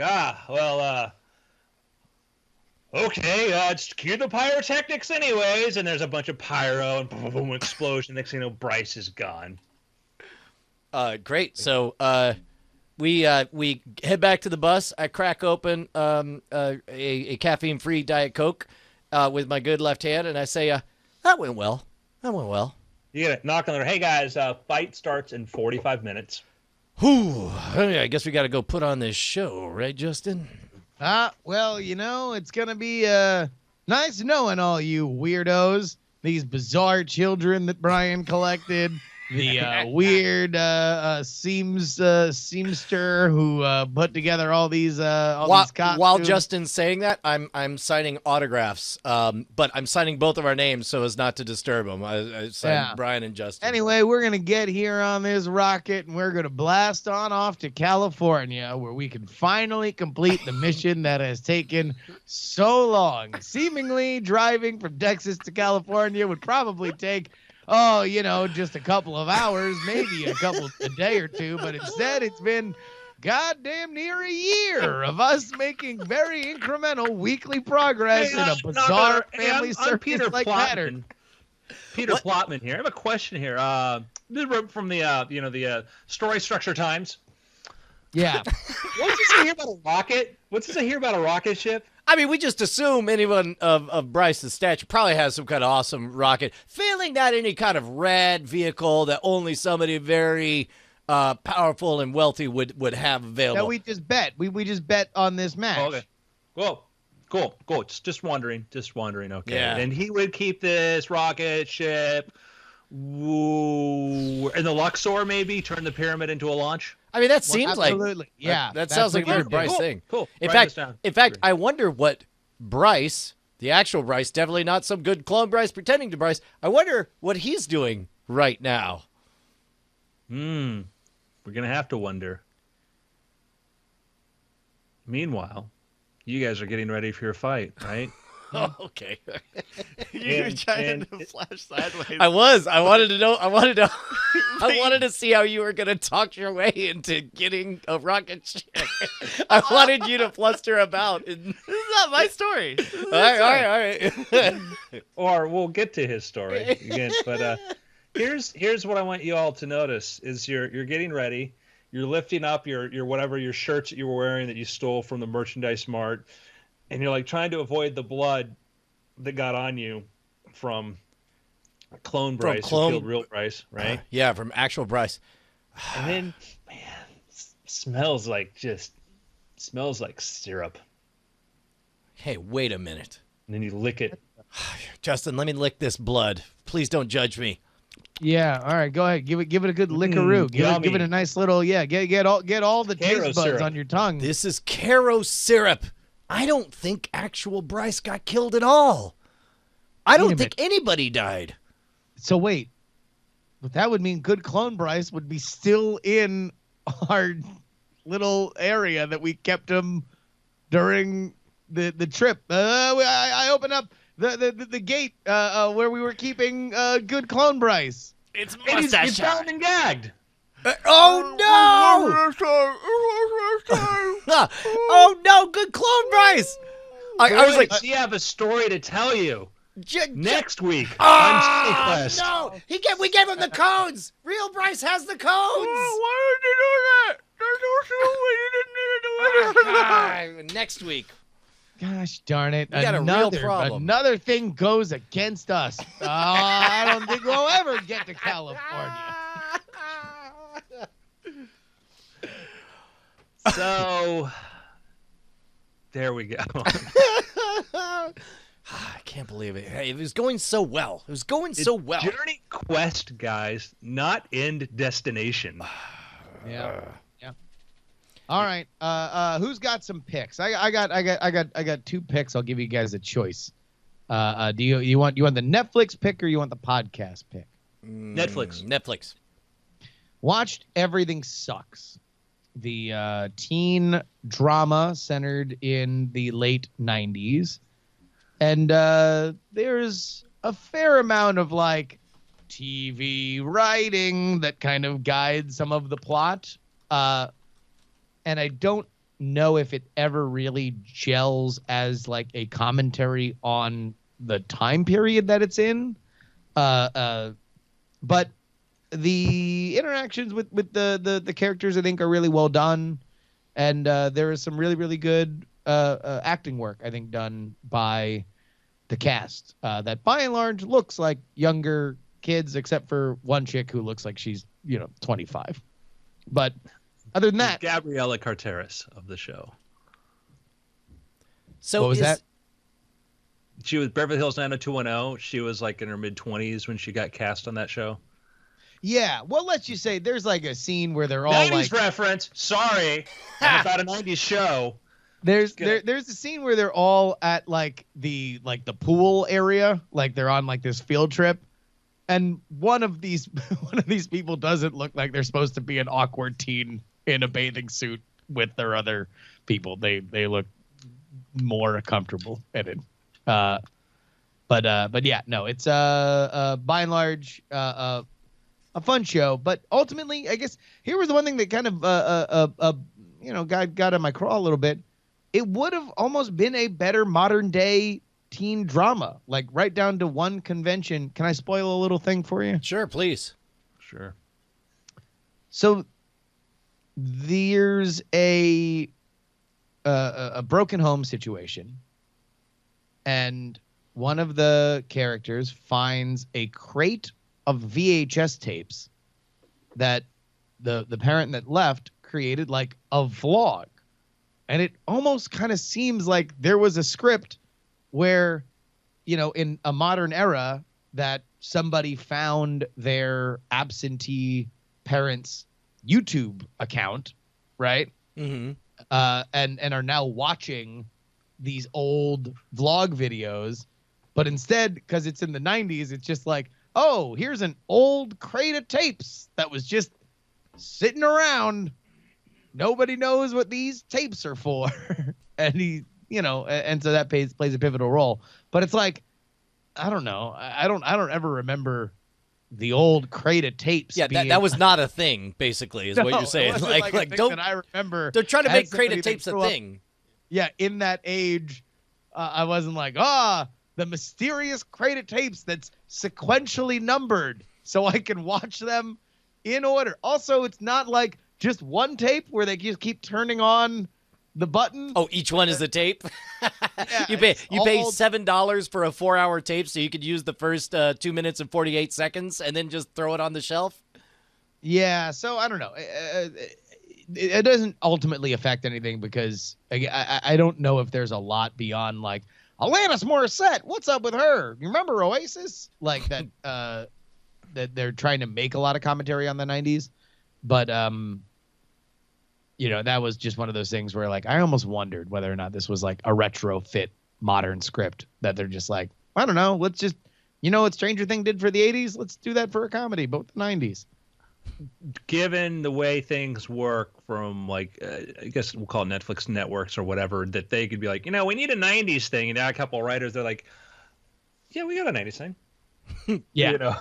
Cross, right.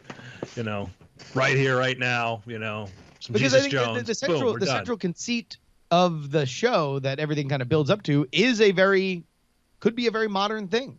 Like the central conflicts, like, so I don't know. But anyway, it's good. Watch it. Cool. Hey, I'm reading the book The Tower and the Square by Neil Ferguson. Is it Ferguson? I'll get the answer here shortly. But it's about networks and hierarchies, and it is a big journey that he takes, applying the question of like what's a network and what's a hierarchy, beginning with ancient history, and then going through World War II, and now I'm up to the part about halfway through the book where he's talking about like the mafia. Part of the mafia's strength is that they're more of a network than a hierarchy. They were a confederated group of independent criminals that agreed on a few tenets that linked them as a network, which made it very, very difficult to pierce. He talks about the strengths of hierarchies versus the strengths of networks and vice versa. And it's sweeping and huge and super dense. It's a big, long book, but I'm glad I'm listening to it. I wouldn't go so far as to say like I'm enjoying it. It's not an easy read. I'm not having a really great time, but I'm very happy for this constant ongoing meditation about looking at the world through a different perspective. I think it's really enlightened me. So if you want to be enlightened like me, then read the book. The Square and the Tower. I think The Square and the Tower. Sorry, Square and the Tower, I just want to say the Tower and the Square. The metaphor being the town square is where the crowds go as a network, and the tower is where the hierarchy lives. Kind of like the modern take on the cathedral and the bazaar. Yeah, correct. That one of the earlier metaphors for internets and stuff. Sounds very interesting. Yeah, I look forward to you finishing this book and then just describing it to me that way. Bringing it up for the next 2 years. The Brian notes on it. I have a pick. It's more of, I got this thing. It's really cool. Oh my God, I'm in love with this thing. I play around 3D printing, and I've been involved. I've got a project going on, which I'll be able to talk more about at some point. And I've needed to do some more 3D printing.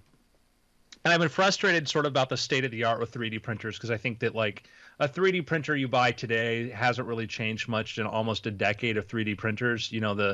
They're really like, it's the same speed, same stuff. There's been some incremental improvements there, but overall, like, it's still, there's not been, I have a whole theory on why that is, but anyhow, it's frustrating. You haven't seen an evolution in 3D printers like you should have, but I needed to get one. I needed to get a new one. I went through one that didn't do the ABS plastic I wanted, and then I came aware of another printer and bought it, and it's expensive. This is like a $4,000 3D printer, but OMG.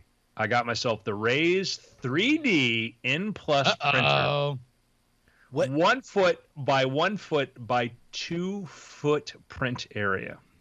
Oh, wow. That's big. It's huge. Now, if Bryce pulls this thing up, you can see this. This is the thing. The N2 Plus Triple F 3D printer from Raise 3D. Yeah, and I got the one, the double extruder. And if you look at some of the, if you look at some videos of this, it's big. This thing is so big, it weighs 200 pounds. It's got to be on its own, wheels that you don't put on a table. So this thing is ginormous, and it's really awesome. I control it from my computer here. It connects over Wi-Fi. Really, really, really sexy printer. Really, really capable so far. I haven't done anything super huge yet, but yeah, the price of the lower end 3D printers, the prices are, you can get a good, for $300 or $400, you can get a 3D printer that's, totally usable. I just wanted something that had a much larger print area and was sort of just print and forget. I can do a whole queue and tell it what to print. So that's amazing. That's awesome. It's kind of awesome. It's kind of just, so. Congrats. So far, so good. I'm a few days into using this thing, and I'm in love. So, Bryce, any picks? I do have a pick. I want to show you a little demo of this because I found this last night and I thought it was super cool. So it's a phone app called Mubert, Mubert, and I'm going to open it up. I'm going to turn my phone. I got my home phone hooked up here, and so it gives you 3 little buttons here. They say study, work, and create. And so I'm going to hit create, and it's going to take a second, and then it starts to play music. So is this procedurally generated music based on? It is. Wow. And so it'll create, you'll be able to hear it click between different loops and different stems. Mm-hmm. And my understanding is that I don't know I don't know enough about the technology to know whether it's like pre-rendered clips that are just being layered together, or if there's actual like virtual instruments going on and playing notes together with each other rather than pre-built things. But I was using this last night to do a little bit of a writing thing, and it was cool to just have people like who get into like coding music. Yeah, right? They want something that doesn't occupy brain space and get you singing along. Like there's things I can't write if there's music that I know the lyrics to, because it short circuits the language parts of my brain. Yeah. Here, I'm gonna turn on study, because they each kind of have a different sound, a little bit. Like the create one is kind of always very high tempo and a little like kind of electronic, little staccato. Yeah, where the study is a little more ethereal, a little wider. It's a cool thing, and the nice thing is it'll play in the background, so you can go and do other stuff on your phone. Ah, right on. While it's playing, and it's free. There's no in-app purchases. It's just, and it's called Mubert. Mubert. Mubert. Yeah, Mubert. They have a website, and I think you can do something very similar on their website. They're a Russian development team who Russians. Yeah. Who I think are starting to look at business-to-business applications of this technology. But it's really neat, and I would like to know more about it and know how intentional it all is, right? Like I know they're working with a lot of musicians, as far as I can tell, and they're looking to open up some sort of system to take in musical data or something like that. But I'd like to know how much of it is tailored to like, okay, we know studying, you want to do this, this, and this, or if it's just like this is kind of what we feel. Yeah. But it's a Boy, free app. This is interesting. I wonder what the licensing rights are on procedurally generated music. Like if you just took an element of it and used it as a bed for your podcast introduction or whatever, would you get in trouble? Yeah, I mean that's a really good question.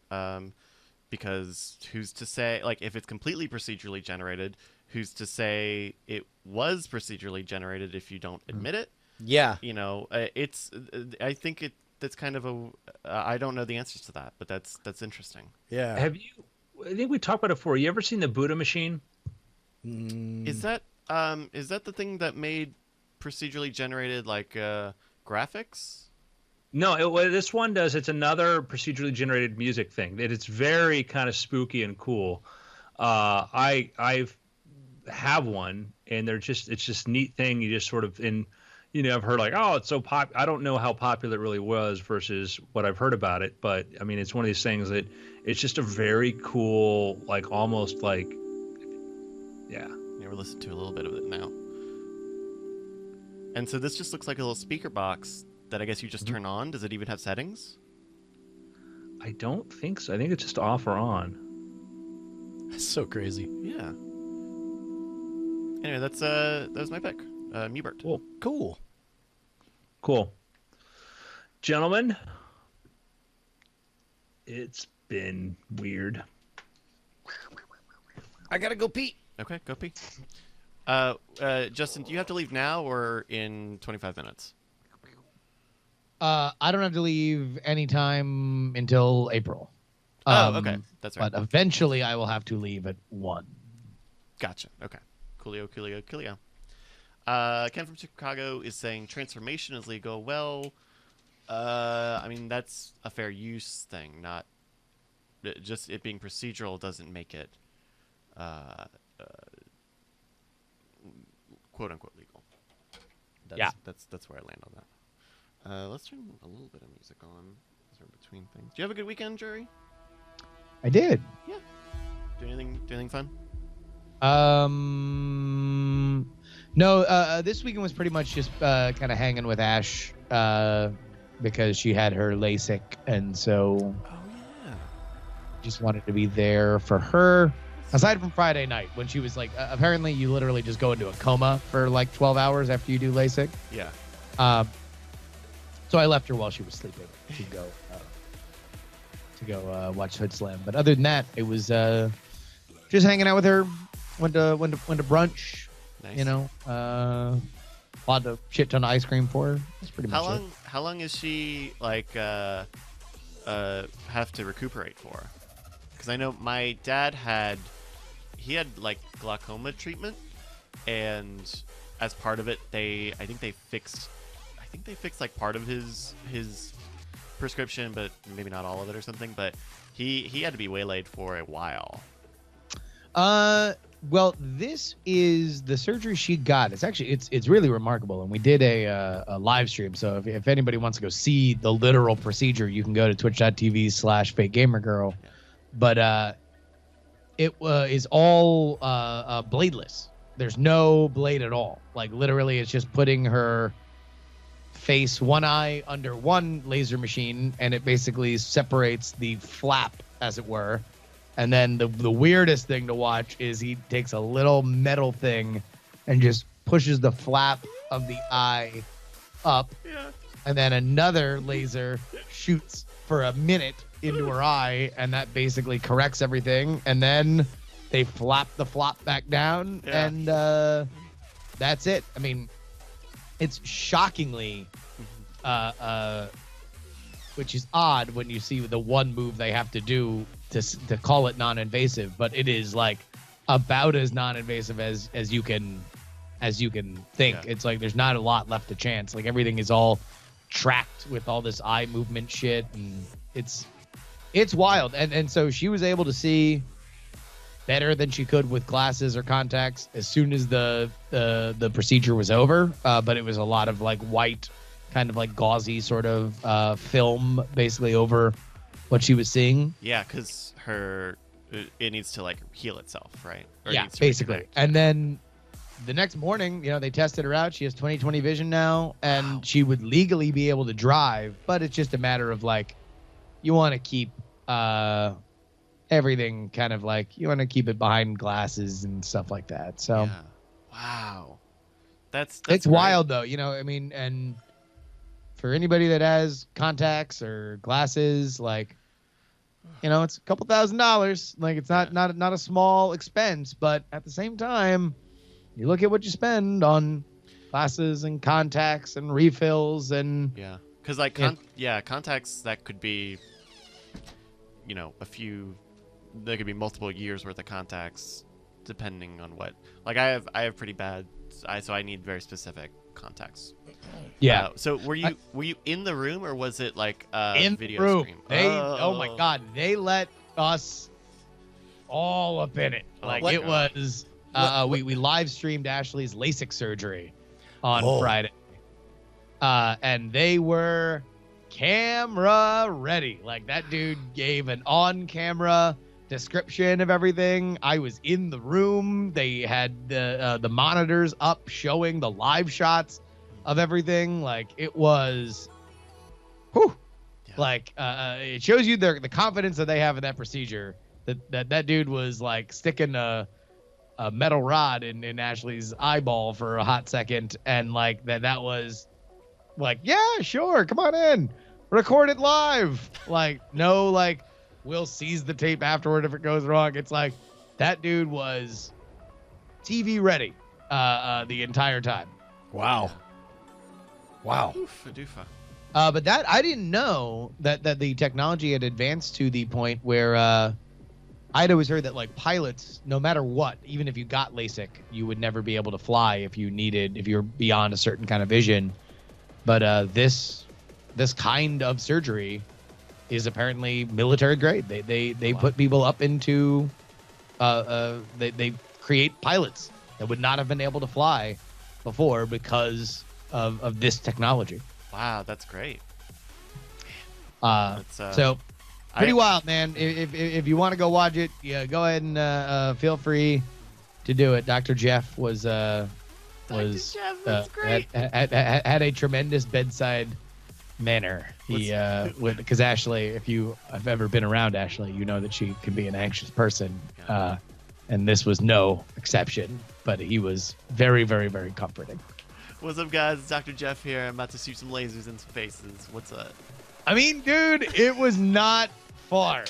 Dr. Jeff swore he was not a social media guy, but you could have fooled me. Man. We're just All waiting right, in. I'm gonna use the bathroom then. Yeah, go for it. Go for it. I'm putting a pun in a tweet. I'm sorry. Oh, You can't stop me. okay. But okay, take your time, Andrew. Take your time. Everybody, we're between the things. Turns out. Yeah, that's great. Man, I was in a waiting area when my dad was getting his eyes done. Now his was not laser, or it wasn't LASIK. It was, I believe, it was glaucoma. They were installing glaucoma. He got the glaucoma upgrade. Yeah, he was getting glaucoma XL. No, but the waiting room just had the monitor of the up close camera of the eye, and so you would just see the needles and the things and the scraping. It was oh my gosh. Ugh. I believe it was glaucoma. And then what happened? Like, yeah. In any case, eyes are weird. Eyes are super weird. They're tough. I need to buy new glasses. I went to go get my contacts, or my contact prescription updated at the end of last year, and they were like, "Hey, your glasses are bad." And I was like, "Yeah, I've had them for."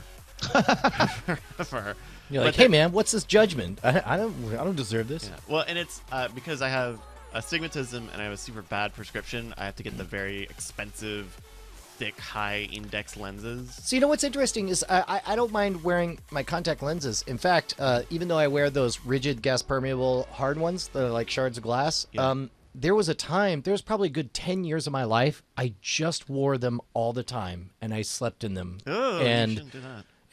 and it would eventually get to where they would get super cloudy and I would take them out and put them in like this protein dissolving eating bath, and then they were clear again. The multi-purpose or stronger than the multi-purpose solution? Yeah. The multi-purpose solution works because it works a little bit every single day. There was a time that you used to put saline in and drop these little Alka-Seltzer tabs and go shh, and then you put it in there for 2 hours and it would just eat all the protein, and then then you put it back in. But nowadays, weirdly, I think I got seduced into wearing glasses partly because I guess really I think it was because I was ashamed of the bags under my eyes, and I realized that glasses just make those go away.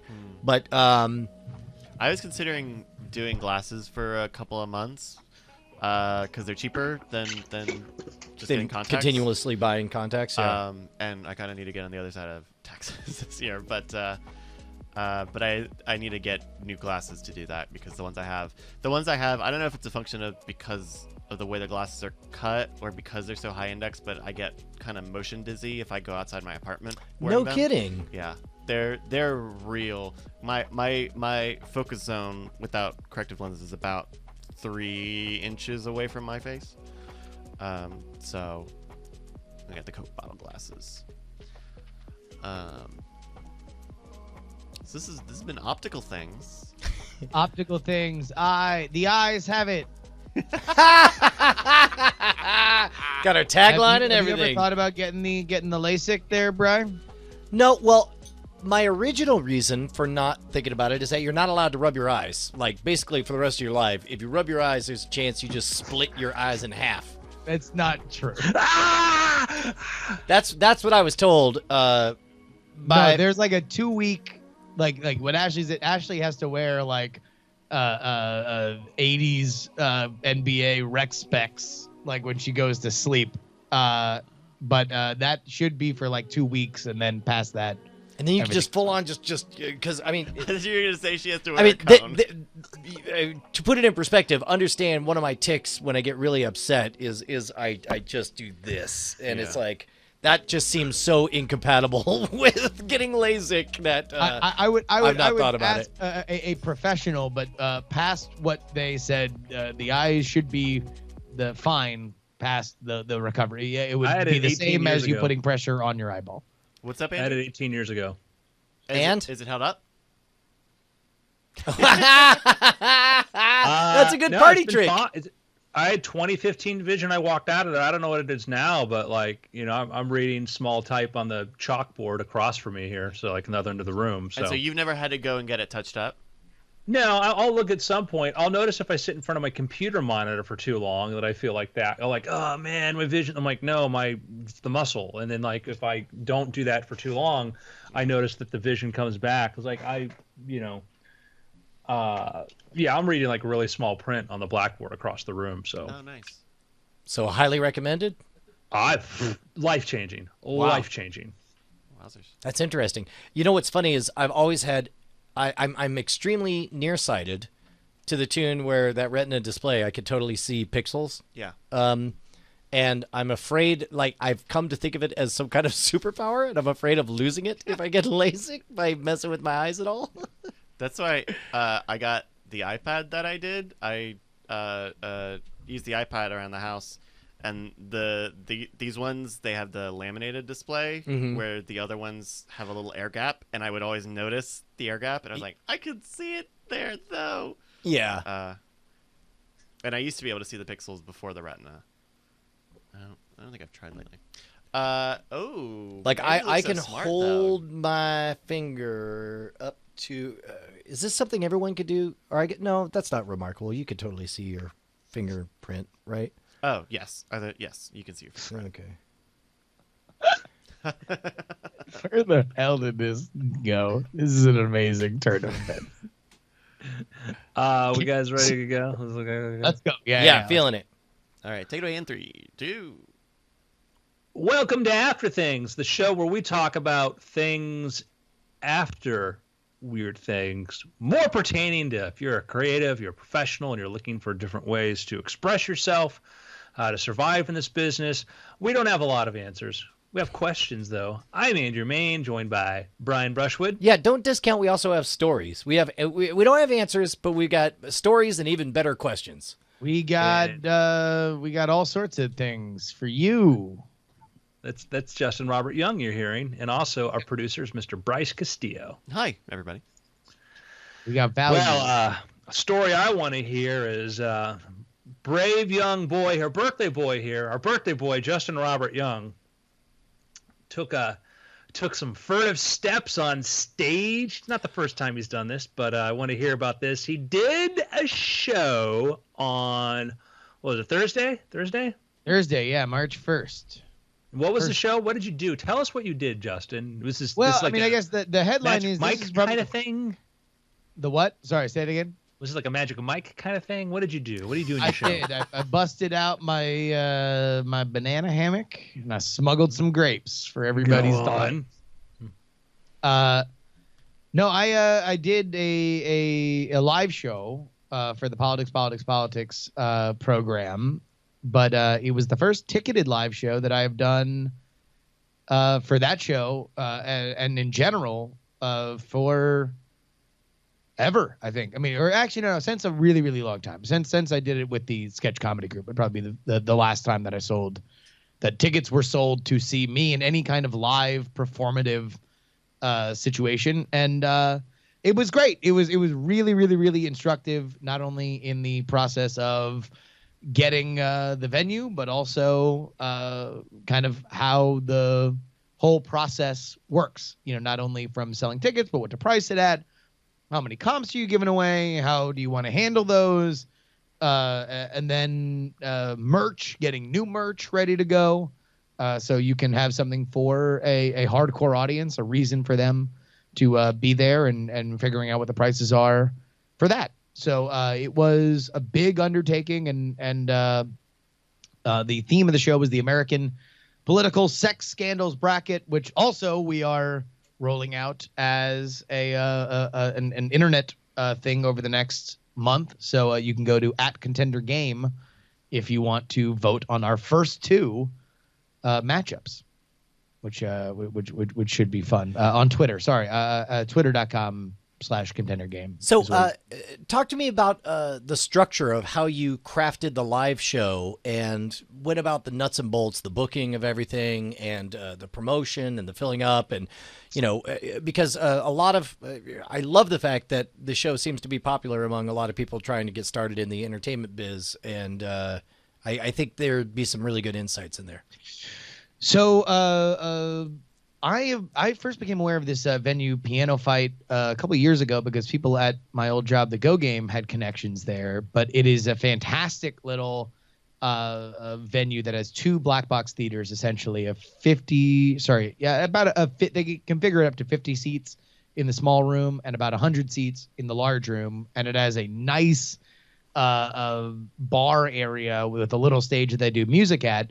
A couple of years ago, Brian and I actually did a free show there just in the bar area, which was really well attended and super great. And so I had always just loved working with them. And so I went to them and figured out, you know, got the rates on the rooms. They predictably Monday through Thursday, the rates are lower than on Friday and Saturday, and the rates are higher for your 7 o'clock slots than your 10 o'clock slots. And so we wound up settling on Thursday, 7 o'clock.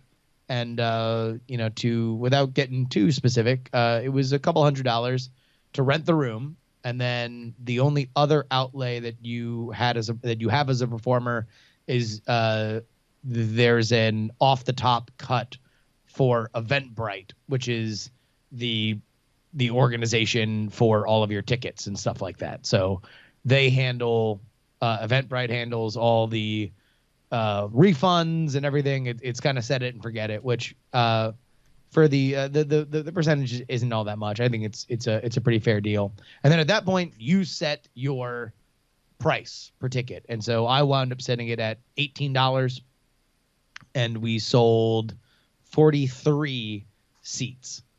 And we sold out the day before. Oh, we actually were doing really, really well on pre-sales a couple weeks in, so much so that the big room was also empty at that time, and they were trying to coax us into the big room, but I kind of feel like we wound up making the right decision staying in the smaller room, considering we sold out the night before. Number one, absolutely the right instinct. It's better to overly pack a small room than to have that cavernous feeling. I've worked some venues where a decent turnout, 300 people show up, right? But 300 people in a performing arts venue that can seat 2,500 doesn't feel like a well-attended show, and it reads. There's a chemistry and an alchemy, basically, to crafting that relationship with the live audience that's just totally different from the trappings of Twitch or whatever. And as a matter of fact, I'll be really interested because you are one of those people who is able to straddle the line and experience and speak the language of live streaming and of YouTube and of this virtualized live performance, but then also doing the actual live performance. Assuming there are people out there looking to make that divide as well, or make that jump, is there specific advice you have about what's fundamentally different about the two performances? Oh, they're totally different. I mean, I think that they both kind of, if you're going to find a central kernel, the biggest thing that you have to, in my opinion, the biggest difference of what we understand as polish in either medium is the suppression to elimination of panic. And the understanding of where stuff is going and how you can massage a situation. But like anything else, the only way that I think you can really get the better experience is just by doing it. So for me, the live stuff that I've done probably over the past, several years, I mean, we've done at least 2 live shows for Night Attack, but that's almost cheating, because it's just Brian and I having a good time, and the show is such that if it's weird and awkward, then that's a bonus, But when you're live by yourself, the biggest key is just kind of understanding that, hey, look, there's a rhythm to an audience. There is a element live. Like, the biggest thing that I had to get over in every element of live performance, going from stand-up to sketch to working with Andrew with magic stuff, is that all of live performance is about the audience recognizing what's happening. And when you watch Brian's live show, to me the perfection of it is every message that is sent very deliberately and very clearly and has been honed to perfection over the years.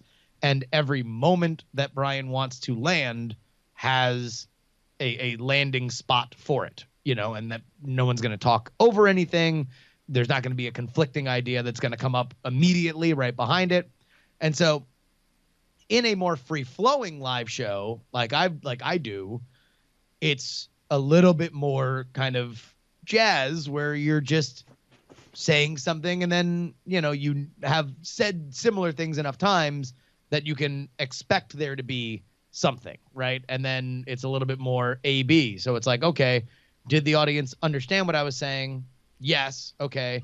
Did they laugh? Good. Let's kind of keep going in that direction. Or did they not laugh?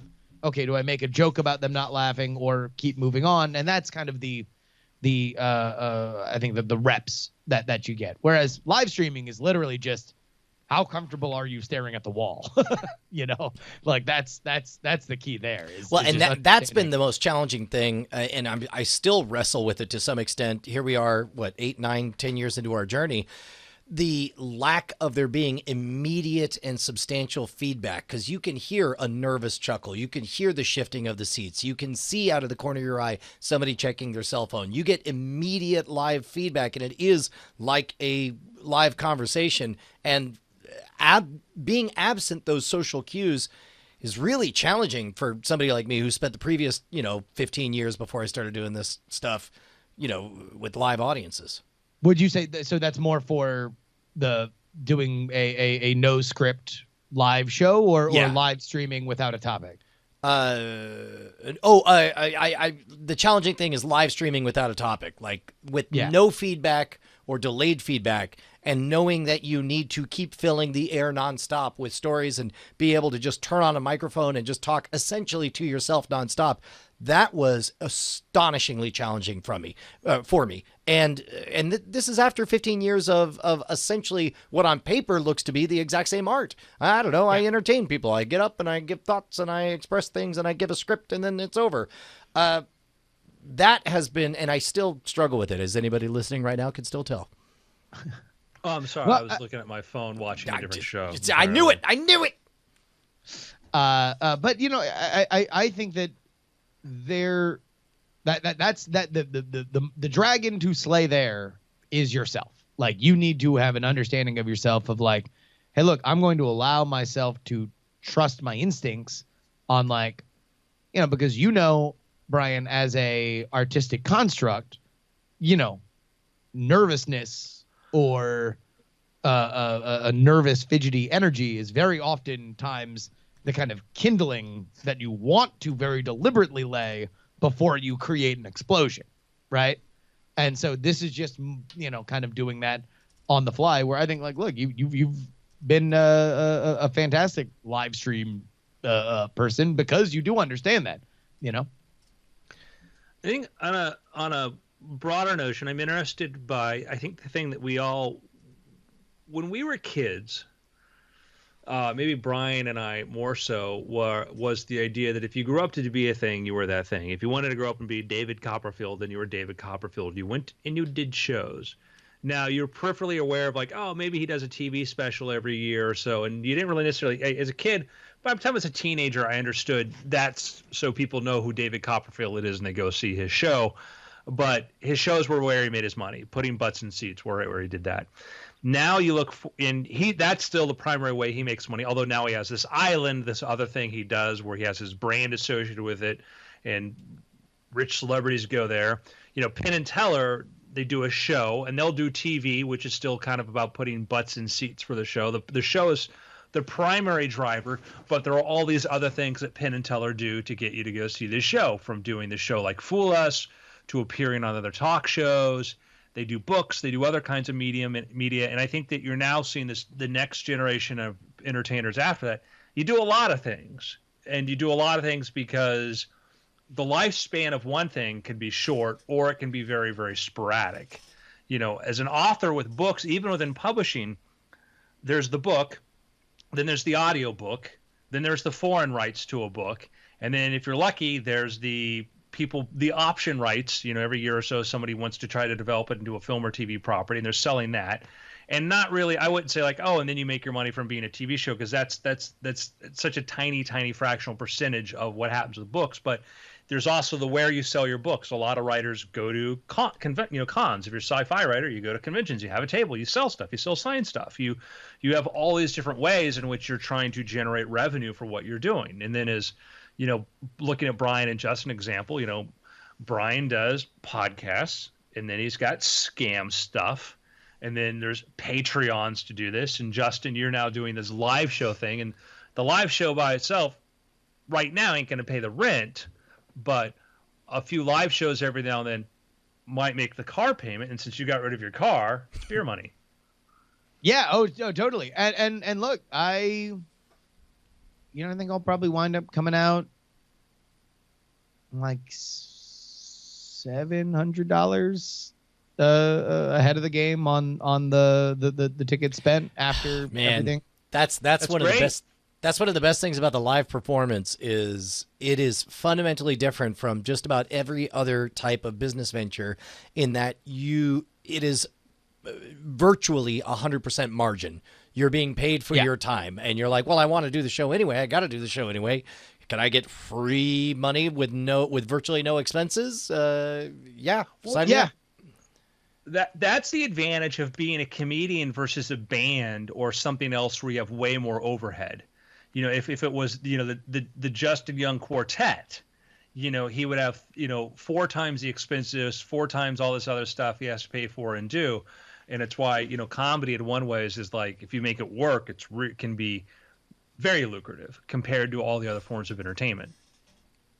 Well, and you know, look, the solo shows, Jury and Politics was literally kind of done on a very base level of just like, all right, well, let's just have something where I cannot have the excuse be, oh, well, I talked to somebody else and somebody else didn't want to do something, right? Or I you know, I'm doing this, I'm doing that. It's like, no, look, let me put all the responsibility on me, and let's see if I can polish me up to a point where I am something that people would like to come see. And thankfully, you know, we had a good audience for a Thursday.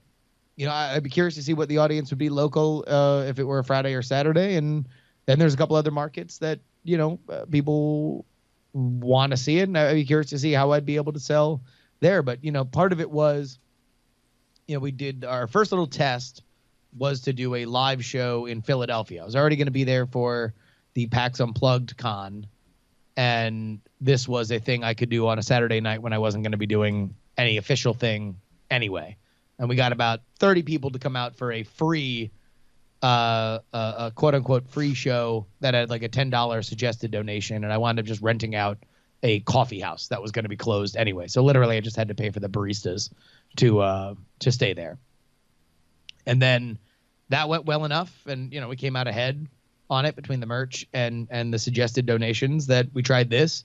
This was kind of a more, the onus was on this one to perform a lot better because this is, you know, a place where I can have friends and family come in and you can X amount of seats can go for that. And from here on out, it'll be a question on not only the solo shows, but I think for me also, and kind of the apparatus that I built up around doing the last two to also hopefully expand it to some of the other stuff that I do, including this show and Night Attack.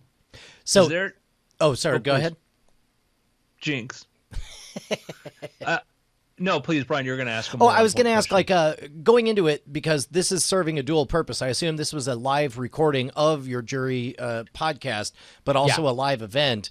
And oftentimes there's a good amount of overlap between the two goals, but sometimes they're not. You know, if with a live show you want an obvious punch out, but this is the beginning of a series of stuff you're doing on the Jury show. So I assume this was all just the preliminary rounds between the face-off, or no. This was a show where we ended with people in that room deciding the greatest sex scandal of all time. Got it. And so it built to that crescendo, but it is in service of we're going to run it back and do stuff for a wider audience, because the brackets inherently are always going to be for people that don't know the show. It's like, oh, I don't know what the show is, but I know that, oh, look, here's these sex scandals that I remember. Like, I wonder who did this. And so hopefully it sells contenders and points people to the show. And so is the idea that now that you've done sex scandals, like that's the one show of that you'll ever do and you'll not revisit it again? And now it's got to be like, you know, unnecessary fisticuffs bracket, or? Well, you know, it's funny that you mentioned that, because you, having worked with me, understand that my natural instinct is like, well, that was great, now let's never do it again. Exactly. This is what I'm afraid of that you're about to say. But I have kind of been swayed by how well that went, and some very easy tweaks that I think I could make to make it better. That, you know, look, there's a market now for kind of fun infotainment, you know, like the drunk history kind of niche of, hey, I want to know things, but I also want to be entertained. And right. This is a lot of that. You know, there's a lot of moments where either in the scandals themselves, like today, we have the one that's our first round that's up for vote now is the Newport Navy scandal, which was involving FDR. That is crazy. It is a crazy pants scandal that not a lot of people know about, and so people were able to leave, you know, knowing exactly what that is, but also a lot of like, oh, I remember that, or you know, I don't know. So to your point, I think that this is something that enough people have told me you should just do this show, because ultimately every show is going to be different because we're picking different people to advance us throughout the rounds, and some people are going to win and some people are going to lose, and I think it'll always be a somewhat different show. My kind of broader sort of question is there something to the idea of creating a podcast circuit? Places that are sort of these smaller sized venues in some cities and stuff where that, because you could I could see you do a double billing, maybe somebody local or somebody else, and somebody visiting or whatever, but just that there's a huge audience of podcast listeners out there and people that like their stuff, and then you could I could see and finding these other kind of I love the idea of trying to figure out how to do venues in some of these gamer cafes and other places that are popping up all over, where you don't need to have the best acoustics or whatever like that. You just need a place for 40 people to sit down. Well, yeah, and I think without a doubt there is in my mind a market for that, and so much so that with a couple months of planning, we could probably, between the people that we know, set something up that would be able to, be a kind of plug and play loop with various venues in certain kind of drivable areas. Because look, there's a lot of venues, and television isn't what it was for stand-up. Stand-ups have a certain cachet, right? But it's not like every one of them is getting a sitcom anymore, and creating a gigantic public consciousness for it. Radio's dead. So, I walk by one of the best venues here in the Bay Area is the Fox Theater in Oakland. And I would say I know every fourth band and every fifth act is a podcast, a large podcast. Wow. That's crazy. That's a big venue. That is among the best.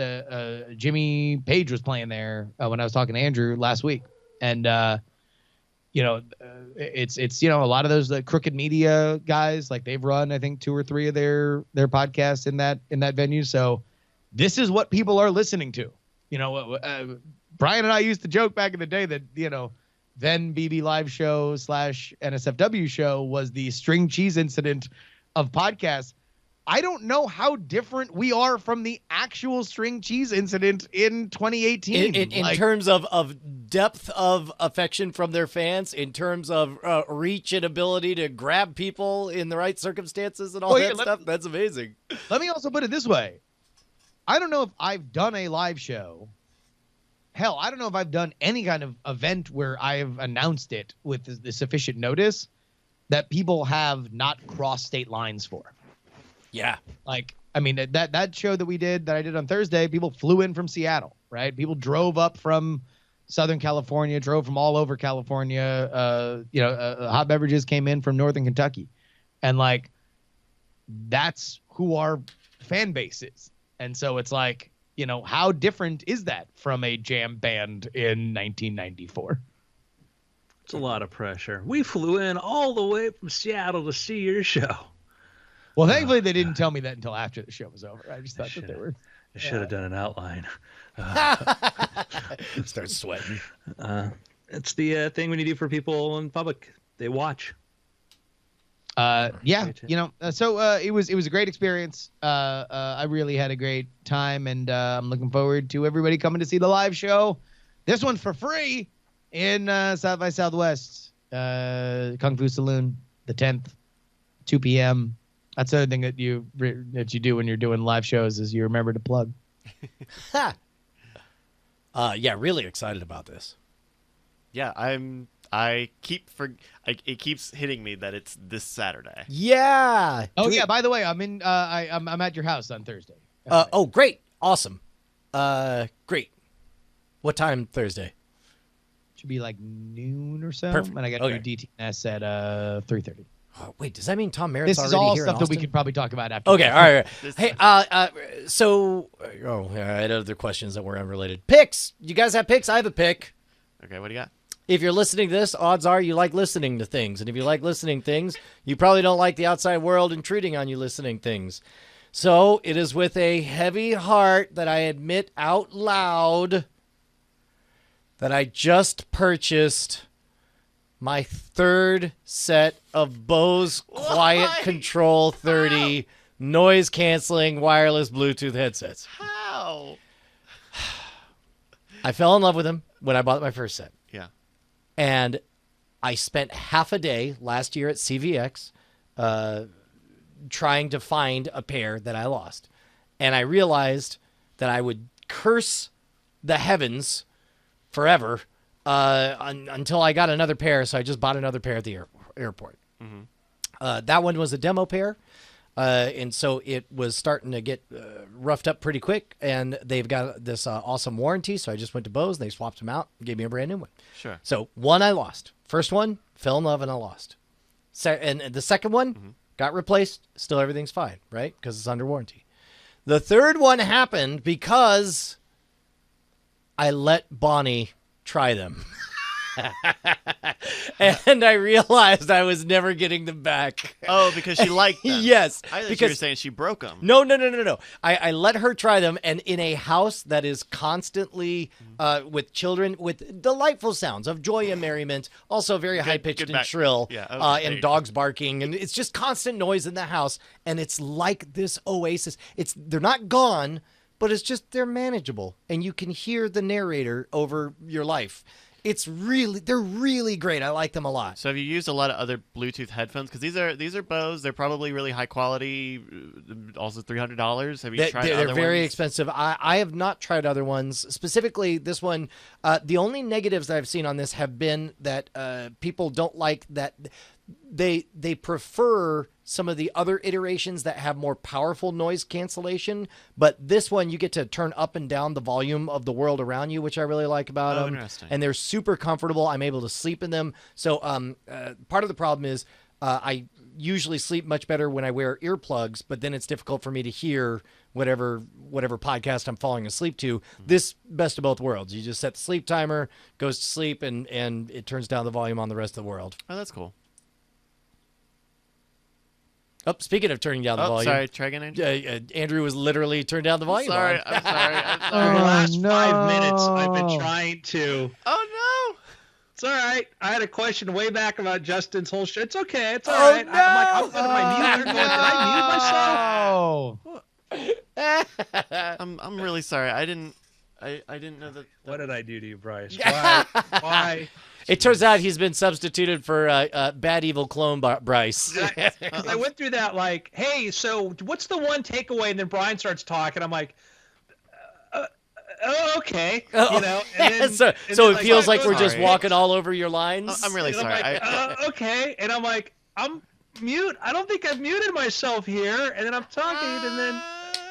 And then I'm like, this is mean, and if I quit, it'll look like I'm rage quitting. And... Wait a minute. But Bryce, was that on purpose? No, I didn't. I don't know what happened. That was. I'm sorry. You're making him twist. All right. Yeah. Can I just ask a question back about Justin's show? Yeah, sure. No, ask a question about Bryce. Is that okay? I mean, is that cool? Like, I don't want to step on any toes. I don't want to get muted again. It's like evil Bryce is taking over Bryce. Yeah. No, it is. A lot of trade and paint out here on the Daytona 500. All right, what's up? Just real quick, what is the one takeaway message you would say? Like, what is the piece of advice you would say? This is what I learned from this. What would I put forward to tell? Oh, the biggest thing is doing it.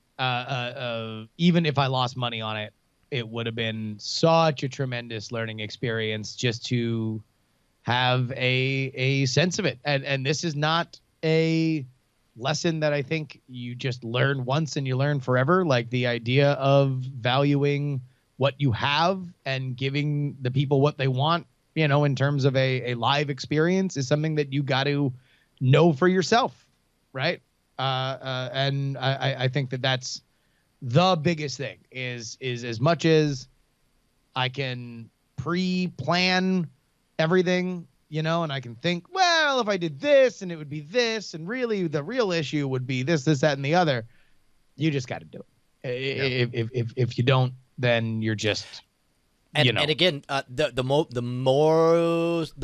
I was going to say the more powerful, but I think truthfully the most powerful lessons I learned are in the failures, not in the successes. Go out there and get data. Find out what you hate. Finish a show and say, I will never, ever, ever do blank at a live show again. Good Yeah. points. 100%. Oh, and then my joke about your headphones, Brian. Oh, what did you say? I said, I imagine it's like Valium. Yes, it is. Oh, totally. It's great. They're pretty great. Cool. Hey, I gotta pick. It's a podcast. It's called Slow Burn. It is about the Watergate investigation. So I'm doing research for this new project that I want to do, and so I wanted to listen to a few other kind of historical. Let me tell you a historical story. There's all this this whole new genre that has popped up of like, Brian and I always like to joke about the TIL, the Today I Learned subreddit on Reddit, but I think there's a reason why it's so popular, even if sometimes they're like, did you know that George W. Bush was a president and so was his father? Like, Should not eat Tide Pods. yeah. Like, but a lot of it is just kind of historical nuggets that are really, really fun. And look, we're at a point now where a lot of the most gigantic climactic moments in what we have understood up to this point as recent American history is just lost to a gigantic swath of people. And so this Watergate podcast is really good. I kind of wish it were just a little bit more granular and continued to give you just a little like pegs in the sand on like, okay, this is where we are right now in this story. Even if we're going to skip around time a little bit to talk about specific people, like the themes are cool, but man, do I just love that. Like, okay, so this is 2 weeks after this last thing we talked about. This is what happens. And so you can kind of feel the heat sort of rising, but it's well worth a listen. And I found out after I was listening to it that somebody that I went to school with is the producer for it. Unless there's another public radio producer named Andrew Parsons, but I'm pretty sure that's probably the same guy that I know. Very cool. Bryce, do you have any picks besides your mute switch? What I really started to enjoy, I enjoyed it when it premiered a couple weeks back, the Joel McHale show with Joel McHale on Netflix. If you like The Soup, it's basically The Soup. But I think it's really interesting in that they also will cover Netflix shows, and not always new shows either. This week they had a parody of like, oh, Netflix is making shorter shows, and so they had this little filmed clip of mini Black Mirror, and it's like a 2 or 3 minute little vignette, and it goes through all the Black Mirror stuff very quickly, and it's snarky and fun, but I know that it's not always the snarky pop culture thing is not for everybody, but I think it's really cool, and I'm glad to see that 3 weeks after it's premiered, I'm still watching it, and I'm like actively watching it more than I ever did for The Soup. Is it every day? That's It's so Sundays. interesting. Sundays. Every Sunday.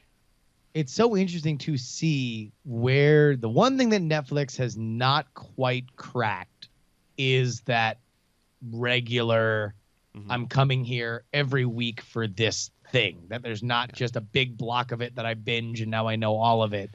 And I hope that it works, because I think, something like the Chelsea Handler stuff that never really seemed to connect. Yeah, and I think I don't know if it's a sign that it's more watched than say Chelsea, or if it's because I go back to watch it, but now like we've talked about this on Cord Killers, I will get the notification on Sundays like, hey, keep the new Joel McHale show is here, and when I go to Netflix it will be the marquee thing like, hey, the new episode of the show you watch is up here.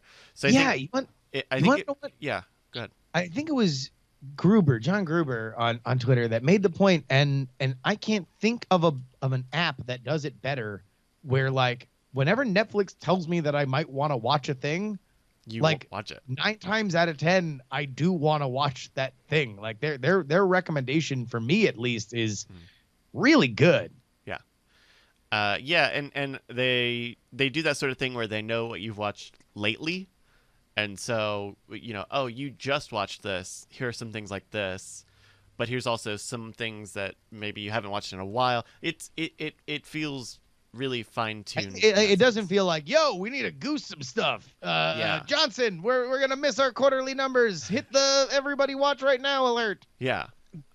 They've invested more in that algorithm than just about anybody I know can aware of. I'm sure Amazon probably comparatively. They've tried really hard. It fails for me over and over again, but I think that works for most people really well. So that's been. Remember they had back in years ago they had a coding challenge. Could you come up with improve their recommendation? Yeah, it was algorithm a $1 million purse if they could substantially do better than their existing algorithm. Yeah. I don't think they ever paid that out, or I don't think anything ended up being a winner where they publicly said that they did it, right? Yeah. Correct. Yeah. Anyway, the Joel McHale show with Joel McHale on Netflix. Hey. They have a very funny thing at the end of the first episode where they're playing the credits and there's a little rock song over it and it's like, nobody listens to this music over the credits. And they just changed the lyrics to that on the 3rd episode, and it's very funny. So there's a little comedy pearl for you. Hey. Right. Do you have a pick, Andrew? My pick, I'm looking at my Audible list here. I just finished listening to Alibaba, the story of Alibaba and that. I thought it was pretty interesting. I thought it was pretty good. I don't think it didn't get as inside as much as I want. It felt more like kind of the external maneuvers and some of the stuff, but still a pretty interesting. If you want to get a good look at the Chinese market and the Chinese tech industry and one of the largest companies in China in the world, it's certainly worth listening to. And I on the before starting, I'm like, he's kind of like their Amazon, their Bezos. It's a very different sort of personality, very very very different, very different company too than I think than people sort of make it out to be. It's really it's kind of like eBay plus and not Amazon plus, and there's differences there, but kind of the core thing that made Amazon work was really logistics and stuff, and that's one of the things that Alibaba avoided having to really directly get into, et cetera. But again, it's their own very, very fascinating. And the thing that I thought was most interesting about it is when you're a company in China, you have to deal with the Communist Party. And you walk into any office there, and there are going to be photos in the executive suite showing all of the government executives they've met with. And this is we're friends with so-and-so, and we're friends with this person. And that was a very, very interesting sort of takeaway that like you're doing business, you live and you function because they allow you to. And there's a high-profile case. I forget the name of a guy who was, would be the equivalent of, a major, somebody like a Reed Hastings or somebody like that who's, runs a major company like a Jack Dorsey, like a Twitter or whatever, who disappeared for a couple days. And the government apprehended him. And then a couple of days later, he's fine. He's out. And nobody knows what happened and what was said or what was done. And so sometimes there's some kind of like, there was a cloud that hung over Alibaba's head because Jack Ma is a pretty straightforward, ethical guy. But at one point, some people looked at the report, and Alipay, which was their separate kind of their PayPal kind of thing, was, oh, yeah, no, that's now belongs to a subsidiary that belongs entirely to Jack Ma and one of his partners. And they're like, that's like a multi-billion-dollar asset that just vanished out of the company and is now. And there's stuff like that happens in some Chinese companies where you find out like, oh yeah, no, we spent $200 million to buy this film company that belongs to the CEO's wife. Who approved it? It was approved. And so there was that kind of thing. And there were some claims of like, well, it was because of regulatory things they knew were going to happen. And there is, and he bought the South China Post newspaper, right? And very well-known paper, and covering events over there. And he's like, no, we're going to still cover facts objectively and all this sort of thing. Well, you can't say Tiananmen, you can't talk about Tibet, you can't do these other sorts of things. So what does it mean when a giant company there becomes a media company and starts consuming stuff? There's Alibaba Pictures not too far from me here in Pasadena. It's just an interesting sort of thing. Like what happens with these companies as they expand, yet at a moment's notice, they can be summoned by the party and said, no, you can't do this. So it doesn't get a lot into that, but it's an interesting topic.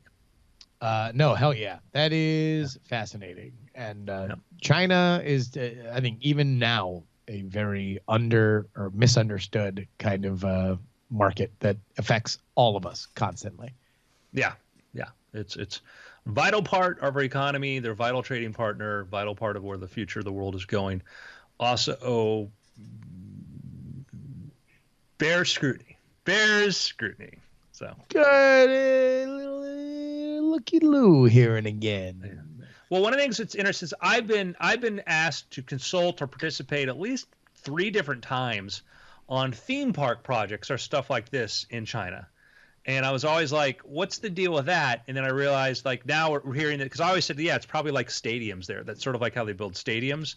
And then I hear, like, yeah, that's the major source of revenue for the Chinese government is actually selling property. I'm like, got it. But anyhow, I got to run. It's been fun. We've all got to go. It's been weird. I think it's been after. And after. That's it. And after. It's an after, too. After. Okay. Oh, wow. Fine. Peace You really out. have to go. I'm sorry, Andrew. I really Just didn't. left an Andrew-shaped hole in the podcast. This is what happens when you hit the mute button, man. Oh, you got to be Jesus. careful. I don't even know It's what funny, happened. too, because that was kind of, I really have to say, that was kind of weird when you just like aggressively muted him on purpose and then like made him know that you're the master. Well, it's funny because we've done enough Night Attack that it's like I know when Bryce is beating himself up over a thing like that, and the moment it happened, I'm like, he doesn't need any help, Andrew. He doesn't need any help. But then, of course, Andrew's bit is like once he gets his hooks into something, it's funnier if he digs down harder and harder and harder. I was just like, gonna stand back and drink my Lipton tea. I'm Kermit the Frog. I don't even know. I don't know what happened. I must have had a brain fart or something. In any case. You got any more streams coming up today, Justin? No, I was going to do 1-900 Wrestling, but since I'm going to be in Austin this week, I'm going to bump it to Thursday, and I'll just, as soon as I'm done with DTNS, I'll Uber or Lyft or ride, whatever y'all got down there, on out to Dill's place, and we'll just do it live there. Fun. Very cool. So I'm going to take the rest of the day for me to do whatever I want, and probably that'll involve eating. Cool. I might call Brett. I don't know. We'll see. Brian, of course, we got Cord Killers in about 2 hours. Yeah, speaking of which, we got Daniel O'Brien of Cracked fame. Ooh, very nice. He was on all the Cracked videos, and he was nice enough to join us today. I'm really excited about it. That's great. Be sure to check that out. Tomorrow we'll also have Night Attack.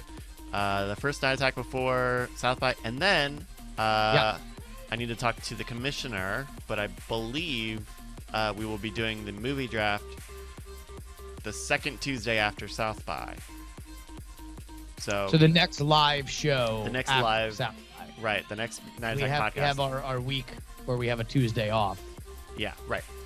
Which is what we did last year, too. So it Cool. sounds weird on paper, but it's exactly what we did last year. So get your teams together. We have a big, like, Eileen we were talking about movies for the slate with Eileen, and she sent over this list, and it was a little shorter because I think we normally try to do about 30 movies. Yeah, I think it's always 30. Yeah. And it was all big name movies, and I had to be like, you can have some stinkers in there. It's okay to have some stinkers. Well, I mean, that's part of the game, right? Is Yeah. you got to have pitfalls to avoid. Yeah, but very hefty. I think a very big summer. So Right on. We'll see if We'll see. There are a few that look pretty good. Alrighty, well, with that, we're gonna say goodbye.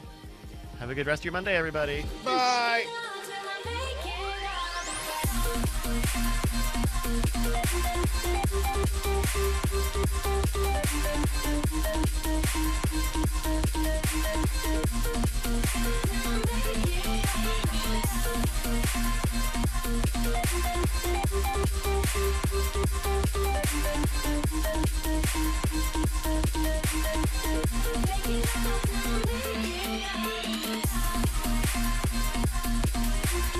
Thank you.